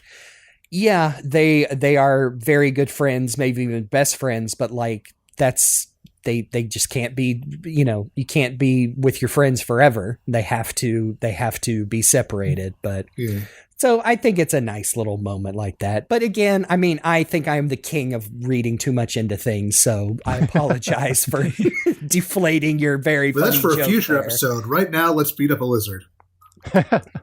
Exactly. Sonic, come in. The lizard guys put the whole colony up his butt. You gotta go kill him. Yeah, all of this looks so nice, it almost makes up for the fact that this has been fairly mid for the most part. Yeah. Not this episode, just the adaptation has had its issues. But this is good. Sonic and Shadow destroying the life support system and the Bio-Lizard being consumed in its own flames. Just... Oh, yeah. That's not going to lie, that's shot. sick. Yeah. The very, I know it's not just from that, but the very, Dragon Ball Z, the villain is actually dead because they turned into pencil scribbles and were enveloped in light. It is, as the kids say, Sakuga. Yeah. Yep. And the president of the United Federation just standing in the middle of the street watching the hedgehogs fight the big red ball that is going to destroy the Earth. Yeah, I think that's where one of the most egregious lines in the dub for me was, where Sam's. It's not really anything that bad, but Sam says something along the lines of, we have to believe in them; they'll do it. And then the president in the dub replies something along the lines of, I sure hope so, but I don't think anyone can save us now. And it's like, well, which is it? Like, that's such a nothing line. Yeah. So stupid. I mean, speaking of weird line reads, I forgot to mention this earlier, but when the BioLizard teleports away, everybody's like, what? And Shadow just says, chaos control. And I'm like, was this like not properly contextualized and no, he was using it? Like Shadow was about to use it because that's the whole thing. Because the subtitle says, and I think in the game itself, he says that is that what it's chaos control is? Yeah, it's a little goofier in the original game translation, but it gets it across of yes, he's surprised that the BioLizard just used chaos control. Yeah, chaos control.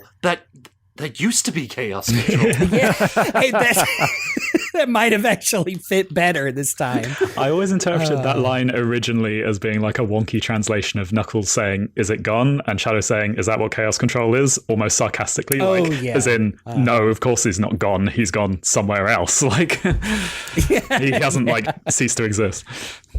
I feel like in either instance, saying that was chaos control would have been a much better and much simpler read. I wonder if it was an overcorrection because they thought, well, we fucked it up and had him say chaos control now. So now we need to make sure anytime he says chaos control, he says nothing else. Really, what he should have said was chaos control then. Not chaos control. Yeah. Chaos control, then, now, forever. I do like as like we said, it cuts away to other characters, watching the fight.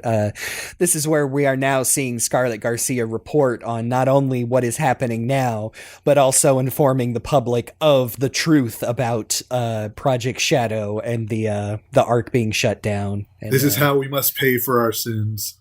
Yeah, I think, Jake, you pointed this out when we originally watched this. She says, it's our generation must take on the responsibility of these sins of the past because looking away from the truth is also a crime. Which is, I was like, that's pretty that's hard. Strong as hell. Yeah. I feel like you could reword that into something like turning your eye away from the truth is also doing it a disservice. It's very, very nice. I like that. I could imagine it in as somebody's senior quote in their yearbook. You have this hard line and then like a little hyphen next to it saying Sonic X episode 38.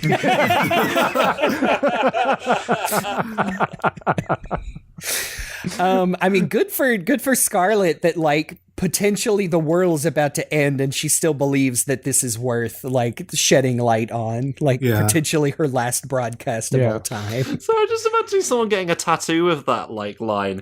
And so someone's like, wow, that's really meaningful. Where's that from? And you just flick your nose and say, here. Sonic X. Final Lizard. So that's a very good card that Luke just shared. Yeah, it was called Final Lizard in Japan. Wait, is that just in Sonic X? I thought that was just Sonic X, because the boss they just titles are the same no matter what your language is set to, aren't they? In the game. Yeah. Which sorry, it doesn't hit as hard. I know Final Lizard. I know in the subtitles the top is translated as Final Hazard. I wonder if that's a goof up on the the quote unquote English of that second line.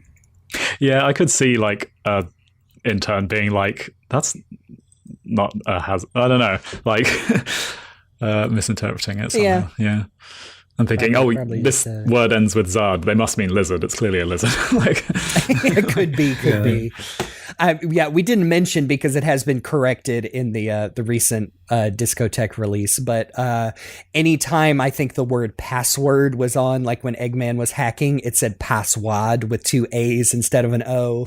And I know that got corrected for the international masters and stuff, but just stuff happens. Yeah. And not even a case, I won't even say a case of they just didn't know the right English. It was probably a case of they didn't have the money to fix it at the time. Yeah. But after blowing up the Final Lizard, we get the moment. Man, it's so good. Look, I don't care how much you like the Sonic X dub, and I know there are people out there who do really like it and have a lot of nostalgia for it. They do. Nobody, and I mean nobody, will defend the removal of Live and Learn from this sequence. Yeah. I just love, not only is the music before it very good. I love the original Sonic X soundtrack where, Sonic and Shadow are putting their hands up, just trying to stop the arc. Another reason I love this discotheque re-release is this is the best this scene has ever looked, because there's so much going on and it tends to get lost in the low resolution this was animated at. But you can see it pretty good. The heat waves, the fire, all of the characters are, telling Sonic and Shadow, don't give up, you can do it, please, for all of us. And then the music falls away and all you can hear is the flames as Maria's voice comes into Shadow's ear one more time. And he declares, as he hears her final wish, that he is Shadow the Hedgehog, as those limiter rings burst off of him. He explodes with power, and Live and Learn starts playing. I do think they handled that really well, yeah. Because it's so good. I do really like that music cue they were using. I think it's just called Battle on the soundtrack, but it's one that they use a lot, even in non-Supersonic battles. But I still really relate it to Supersonic battles, and I think the fact that they use it for Supersonic battles so much makes you think, oh, maybe they won't use the song from the game. Maybe this is just the song they're going to use. But then they save it for the best moment. God, it's so cool. I remember, again, probably downloading tiny, like you said earlier, real player fan subs. And man, that scene is so good. And then we get a little wrap up from the, the president, Sam Speed, and the secretary, where she finally, the secretary kind of accepts that she kind of had it wrong, but it's too bad that us adults just can't be heroes like those hedgehogs. And Sam says, "Nope. I think as long as we never give up." Isn't that right, Mr. President? Unless you're watching the dub, in which case she's like, Sonic could probably be tried under international space law. My God, it sounds like on. I don't think the voters would like that. And the score in the background is going blue, blue, blue. Oh man. I'm sorry, folks. I cannot stand it. I didn't even watch this last episode in the dub because I couldn't take it. I tell you what, I remember when I was watching these as they aired on Foxbox, I was recording them all, and I wish I'd kept them. I did not keep my tapes, and I thought maybe there was a tiny small chance that they left Live and Learn in. And when it happened, I was still disappointed. I do specifically remember because I wasn't watching it anymore at this point. I remember reading fan reactions online saying, yeah, they didn't keep Live and Learn. And I was like, well, good. I'm not missing anything there. Yeah. I think by that point I had just kind of given up on, not expecting it to be a disappointing experience, but And I mean, I remember, I don't think we were recording when I said this. Or yeah, maybe we were. I still encounter people who, I guess maybe they were really young, grew up with the dub, and have never watched the sub and knew that Live and Learn was in that. And I mean, I take it as a positive thing because that clip is up on YouTube. I think I have a version of it on my personal YouTube, and people are like, oh my gosh, this is so cool. I've never seen this before. And anyway, so it's good stuff, folks. Seek it out. It's a cool Sonic moment. I do almost think I remember a lot of people complained that the Sonic Adventure adaptation didn't use Open Your Heart in the same way. I almost think not including it there kind of set this up to be more of a surprise because we really didn't know one way or the other. I completely agree. I just don't know if it would have hit as hard. That's what I mean. Yeah, put Open Your Heart. Yeah, it's when they deny us cool shit and then they finally give us the cool shit. It's good that they don't give us good things, because then when they do give us a good thing, we were like, wow, thank you for the good thing that you could have given us all. Anyway, sorry. Yeah, I don't think that's a form of abuse. Yeah. Yeah, I mean, Okay, if the Sonic Adventure arc of Sonic X was exactly the same but had Open Your Heart, I don't think it would be much better. Like, No, I it's haven't not watched bad. those episodes in a while, but that fight is not framed like this one. I think it would have been hard to fit in like a 60 to 90 second clip of Open Your Heart that hits like this Live and Learn does in this. Yeah, scene. I also think the Perfect Chaos fight just doesn't have the emotional weight to it that because obviously the song kicks in here right after Maria's final thing, whereas Sonic's just kind of beating up a big monster. I know there is more to it than that before and after, but it is still. it is more Shadow's moment than it is Sonic's for sure. Yeah. And I kind of like that we don't, unlike the game, we don't see Shadow fall to Earth. We just get a voiceover over a pan of the Earth and space of the same, Maria. Did I do it? This is what you wanted, right? Yep. You get the same Sonic comes back aboard Ark. You get Eggman. A little more subtle in this version. Did he really mean to destroy us? And Tails doesn't go, but we all did it together. But Tails is like, yeah, well, the important thing is we made it through. And everyone's like, yeah. Anyway, I'm going to take over the world next time. Get sayonara suckers. That is cute, which I like, too. actually. Yeah, that's good. That's much more in character for Sonic X segment. Yeah. Haven't given up yet. I like even Tails gives a back at you, Eggman. And then we get I don't think there's much significance in the game of Sonic giving the Shadows, in the game just a bracelet to Rouge, whereas it kind of means something when he gives it to Chris. I don't know if we ever see it again, like if it's on a shelf or something, but it's a nice moment. It also means a little bit more because you actually see, the limiter rings coming off in this, whereas it's not really clear when Sonic would have gotten that in the previous version. Yeah. That's true. I was in a bad mood when I made my notes for this one because I clearly have written down Chris gets Shadow's limiter ring instead of Rouge because fuck it, it's his show, I guess. All right, that's it. Whatever. Although, now that you've brought up the idea of when Sonic got this, it's ruined the scene of the limiters coming off for me because I'm just imagining the shot that we didn't see of one of them just hitting Sonic in the face. And I'm just being like, hey, watch it. That makes the scene better. I've seen enough tragic homoerotic fan art of like Sonic, reaching for Shadow as he's falling, and the only thing that comes back, he loses his grip and the ring comes off in his hand instead. Like, no, I can't. I almost can't even like come up with a joke for that scene. No, his cock ring came off. Oh no! Well, I was about to say that's quite sweet. I like the idea of this fan art, but no, there it goes. Oh yeah, and of course their dicks are out the whole time. Yeah. Prince Albert in space. Oh no! I'm taking off all of my limiting rings. Oh god, it's like weighted training piercing. Imagine that scene in Dragon Ball. No. Krillin's the only one who's got one. The camera just doesn't cut. Goku takes off his weighted shirt, his gloves, his shoes. It just doesn't cut, and you hear one more thump. I see you've been using weighted training gear as well, Goku. Oh, man. Well, there goes literally any bit of... I know. Adios, Shadow the Hedgehog.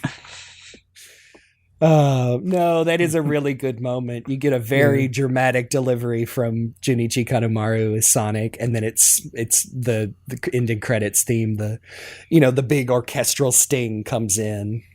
Meanwhile, in the American dub, sayonara, Sonic the Hedgehog. Go, gotta go. It doesn't do that. They actually let it breathe in the dub version a little bit. Yeah, I mean, I'm pretty sure it still ends with a quiet da-da, da-da-da-da. Yeah, I mean, at least they didn't try and, there was no way for them to edit around the fact that, like, they imply that Shadow died. Like, I don't think they erased Chris's tear or had Sonic said, I'm sure he's fine somewhere in another dimension. They keep, like, he's asked about Shadow, and Sonic keeps his sort of silent shake his head. Really, they should have had him be like, is Shadow dead? No! Shakes his head. Of course not. What is death? That's a foreign concept. I mean, they seemed a lot more willing to discuss the idea of literally everybody dying in the dub, which I guess it's more because you can't really edit around, hey, this giant space station is going to fall and kill everyone. Yeah, and I'm sure there is some logic to that, like, the same as, like... Yeah, it's not imitatable. That's the thing. Yes, exactly. A villain can threaten to blow up the entire world, but he can't point a gun at a character and say, I will kill this one person. Because, like you said, not an imitatable act, but... But enough about Shadow the Hedgehog, that dead motherfucker. Don't worry, he gets better in 20-something episodes. Yeah, it's almost a shame in a way that he does. Like, obviously, he had to come back for season 2, but that shot from episode 50 where the arc powers up and you just see Shadow and Maria holding hands quietly in, like, complete silence, just nothing but the ambience of the scene, was just like a hauntingly beautiful moment for me. Even, like, rewatching it now as an adult. Gets cut from the dub, of course. But that was, like, such a nice moment and made it worth not keeping Shadow around just because they could have. Because, I mean, they quasi-adapted Sonic Heroes and Sonic Battle, obviously. So it was an interesting choice to stick to that. I can't remember... oh, no, wait, no, I do remember the explanation for how he survives now in Season 2. Eggman just found him, I guess. But, yeah. I do. I mean, now looking back on it, the fact that Sonic Heroes would come out in just a couple of weeks and Shadow's back, it does make, I appreciate it more that they held off on this show. Like, I don't know if everything was written by the time they were doing this, but they were like, no, Shadow's gone from the story until it, we make new episodes that may or may not have been planned from the beginning. So I appreciate their restraint. Like, they had more restraint than Sega themselves, who were like, fuck, we got to bring back Shadow right away. Everybody loves that guy. I'm trying to imagine a version where they didn't, and it's just like, next time on Sonic X, Shadow's okay. I got better. I live in your house now, too. But in the basement. Hey, no spoilers for the end of Sonic 3. I haven't seen it yet. Oh, no. I was just thinking that, man. Oh. Hey, listening audience, let's hope that didn't happen. I now live in a cave in Montana, like you used to. No, now you're thinking of Sonic Boom. Oh, no, wait, no, he doesn't live in the cave. That's really important. Oh, God, that tweet from Alan Denton is so funny. It's like, hey, you try writing for a character who can't reference his original backstory, can't mention any other media. We're going to get him on the show one of these days. So, yeah, that's the Sonic Adventure 2 arc.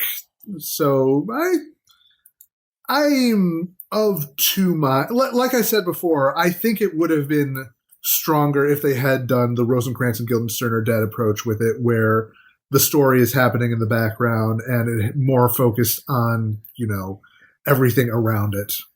But, I think that would have been a much harder sell for, them, especially during that era. So I get why they didn't do it, but, you can't help but wonder what if. And, just me, I do think that doing the comparisons between Chris and Maria are a lot more effective than I would have thought, than I definitely thought back when it first aired, now that I'm more media literate and not a dumb teenager. But again, woulda, coulda, shoulda, Helen's right there. Yeah. I mean, I hate that as much as I do tend to defend Chris's storyline in Sonic X, I am also of the belief that, Helen would have made a better protagonist, just because that is my favorite episode of Sonic X. Salami. I agree. I also think I definitely agree with Faulerro that people who haven't watched the show in a long time are definitely only thinking of episode 38 when they think of this arc. And to be fair, it looks amazing. Like, it does. It's really good. I mean, I'm guilty of that too. The stuff I remembered going into this was the stuff from episode 38 and also, the confession scene, which is also really good. Yes. It's like, when this arc hits, I think it really hits, but unfortunately, there's just a lot of it that doesn't work really well. Yeah, I find that's been my experience going back to Sonic X in general, rewatching the whole thing in order as an adult compared to how I watched it as a kid, because as a teenager. Yeah, when you view this in the context of you have the first 26 episodes, which are for the most part pretty solid. There are a couple of stinkers in there. The ones we completely skipped in Sonic F for the most part. Yep. That's kind of different between when you immediately get to episode 27 and it just looks really bad. And the Sonic Adventure arc is, I mean, I wouldn't say it's unsalvageable, but it is much worse than this. And it feels like maybe, I won't say they ran out of ideas. Again, I think it's all about money. I think they looked at the budget and said, it would be easier if we can do 12-ish episodes that are stories from the games, so we won't have to come up with original plots. We can reuse scripts and dialogue, and we can try and fit in, as much decent animation as we can afford on the big parts. And the SA2 adaptation is just a better version of that. Like, it's not as dire as the previous arc. It's still really rough, and it's capped off with, I think, a much better finale. So again, viewing everything in context, I do enjoy like going back and watching it, but my expectations are set. And if I was to recommend it to somebody, I would also temper their expectations to give it a chance. I do remember what I was going to say now. I'll go on. Generally, my experience was that I had these particular scenes that I remembered from Sonic X and being ones that I would watch over and over again, like a child with a videotape, even though I was a teenager. Like the more dramatic version of Sonic getting shot out of the capsule, the final fight, that sort of thing. I would watch those over and over again. When coming back to them as an adult, watching it all the way through, it just kind of surprised me how, those scenes that hit really hard are like kind of the only good parts, and like they don't necessarily earn those moments with everything that happens in between, but I do appreciate the effort, and I still overall enjoy my time watching it. That is kind of a thing, isn't it, with nostalgia, though? Because sometimes you do remember the show that you watch growing up. Oh, man, I remember it being epic. And what you remember is, like, the title sequence. Oh, yeah, definitely. That's a whole thing. And, I mean, to be fair, we were always going to be, I think, a little more harsh on this and the SA1 adaptation, specifically because they are adaptations of existing material. So we have something to directly compare them to, as opposed to the rest of the series, which is largely original. So I know, I think we kind of did that when we talked about Sonic Battle the game, or was it just me that watched those episodes of the show?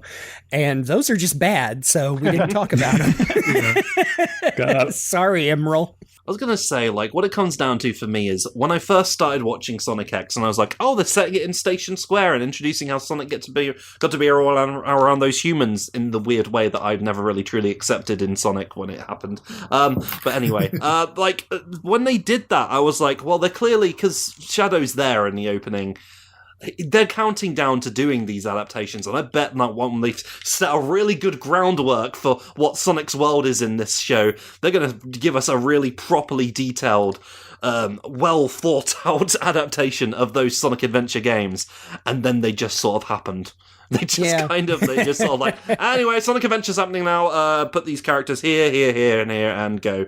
And shit it out in 5 minutes. And it's not like that all the way through, but certainly when you get to Sonic Adventure, like you were saying, it's just like a worse version of an already kind of like shoddily told story. And we love Sonic Adventure, but looking back on it, sometimes you're like, oh, I get what they were going for, but also it's bad. Yeah, it's kind of the thing where, like, even though the first half of the series is a lot of filler Saturday morning TV shows type stories, it feels like when they start adapting the games, it like loses the structure of a good TV show and just starts being a checkbox exercise. And some scenes have to get rushed because they're just not interesting to turn into a TV show type scene, and other scenes just get cut entirely, other scenes get shuffled, and it's clearly just a balancing act that they weren't quite able to pull off. Like, I think back again to you guys' episode on the Sonic CD adaptations and how Sonic the Comic had the best one because it tried to tell a comic story using bits and pieces from the original. And I think that's, on one hand, I don't envy the task because that's a lot harder to do when your source material already looks like a TV show. It's got full voice acting. People are expecting the lines to be the same and all that kind of thing. It's not like a little piddly story that you're bigging up into something else. So it's hard. Like, as evidenced when STC did their version of Sonic. Exactly. Yeah. Like, if Sonic X had done something like that, people would be rioting in the streets about it. Like, but yeah, they'll be like, I can't believe they killed the Chris Thorndyke. Yeah, they'd definitely be rioting in the streets about that, I'm sure. But his giant head at the very end looking down on his friends. So yeah, you can't really win, I guess, but yeah, they didn't win on the Sonic Adventure adaptation. They got closer to winning with the Sonic Adventure 2 one. Yeah. I don't want to, be diminutive towards anyone's opinions, but it really does boil down to like, yeah, it is what it is. I understand that, like, when they're creating a TV show, they have to have like a certain amount of episodes and all that, but this really could have been done in like 3 episodes tops. And I've seen it edited down to just over an hour as well. Yeah, and I mean, like, it's got good moments. I really appreciate the Scarlett Garcia through line. And like we said earlier, again, I'll mention, like, I love being able to see like the world after Chaos's like destruction and all that. But I remember, like, I don't remember if I ever watched this when it was first airing, because maybe I got busy on Saturdays, or maybe I just stopped watching Sonic X or something like that for some reason. But I remember when I first started watching this for the podcast, it's the very first episode especially, it's just like, it's so slow and it takes like forever to like get to the stuff that you really want to see, because this is like the SA2 adaptation, and I'm just like, oh, this is going to take a while. but like, I can kind of agree that like the final episode, especially the final battle, and when Sonic and Shadow do the big old Super Saiyan aura thing before the final push, like, especially watching it in Japanese with Crush 40 playing in the background, it's just chef's kiss. Mwah. That's fantastic. So that moment almost makes up for the fact that everything else is just like, this is boring. So overall it's decent. I wish it was shorter and better.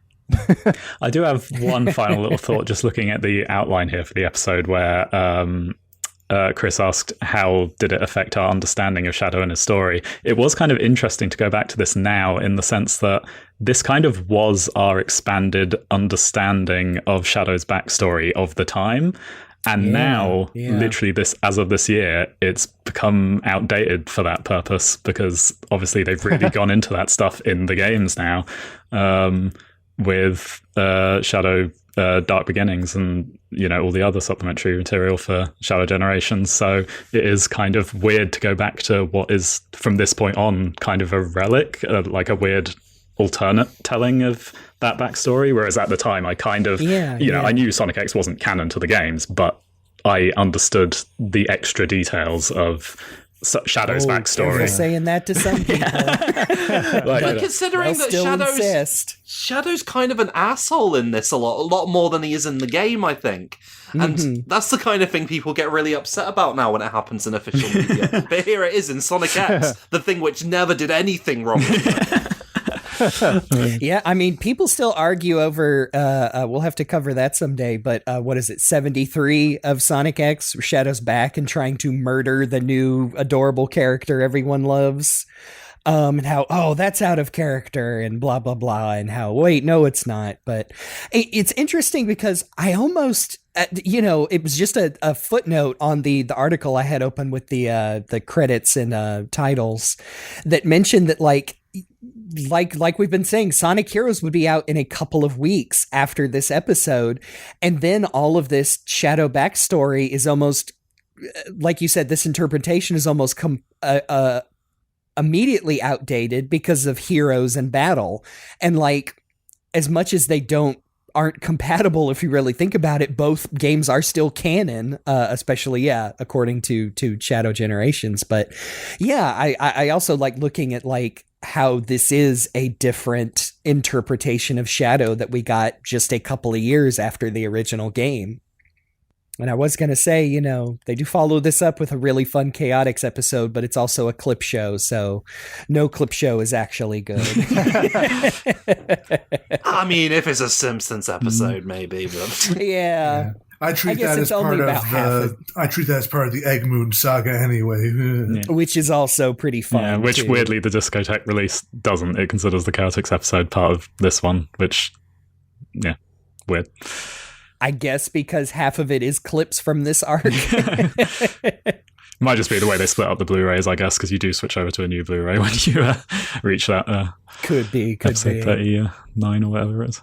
But yeah, I'm not hosting this episode, so I won't start winding us down. Oh, that's right. I was done. But that's the Sonic X, Sonic Adventure 2 adaptation arc.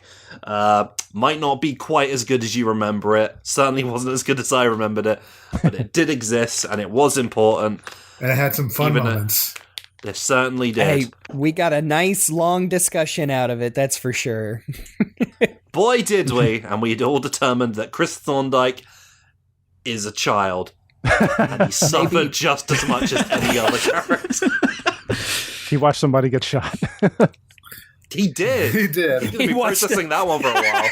Gerald Robotnik live leak. We finally got our title right at the end of the episode.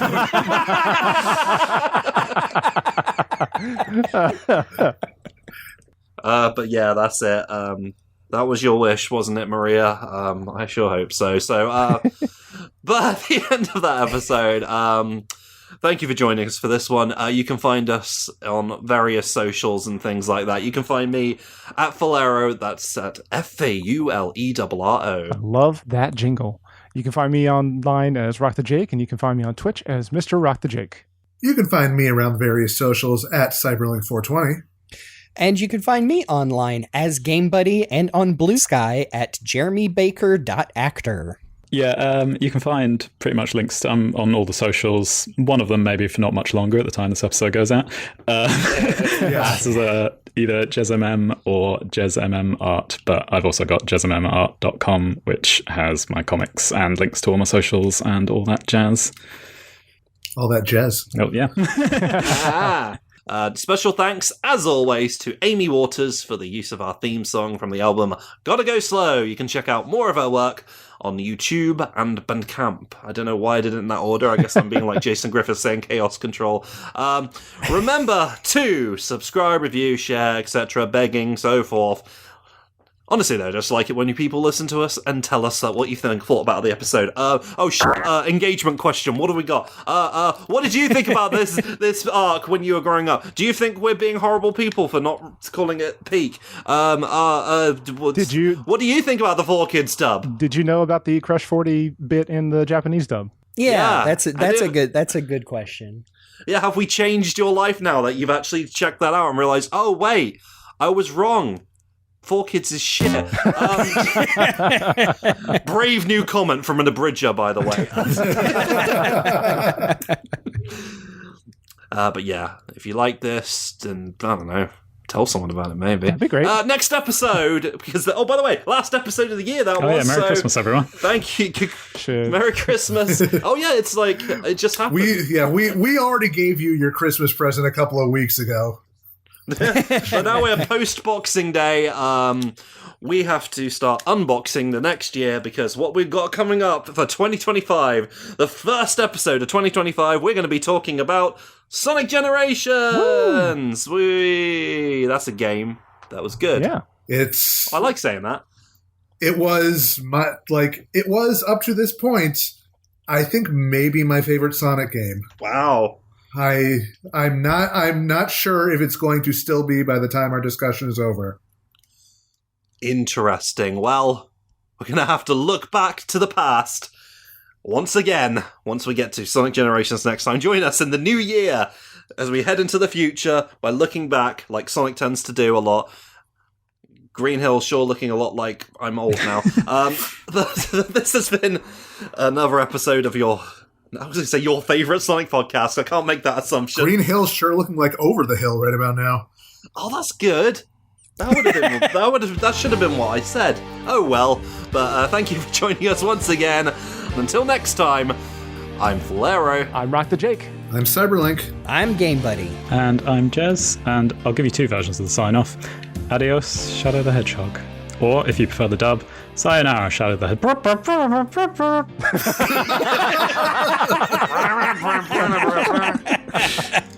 This will be the last sunrise Earth ever sees. Well, this has been The Hill is Always Greener, and we'll see you on the other side.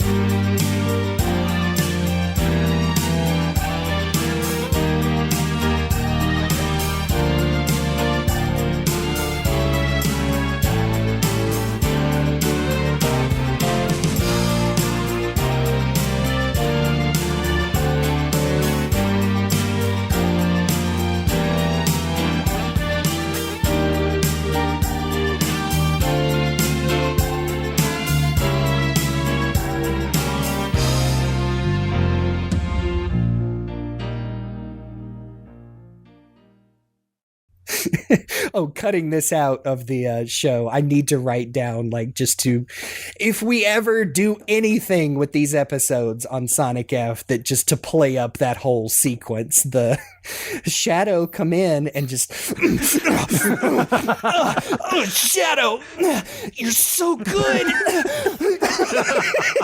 I'll call back. Just have that energy of the fucking T4 star Ginyu C. Oh, yes. Quick, Zarbon, grab my balls! I'm almost finished, Sonic. What was that ruse? Never mind. Okay.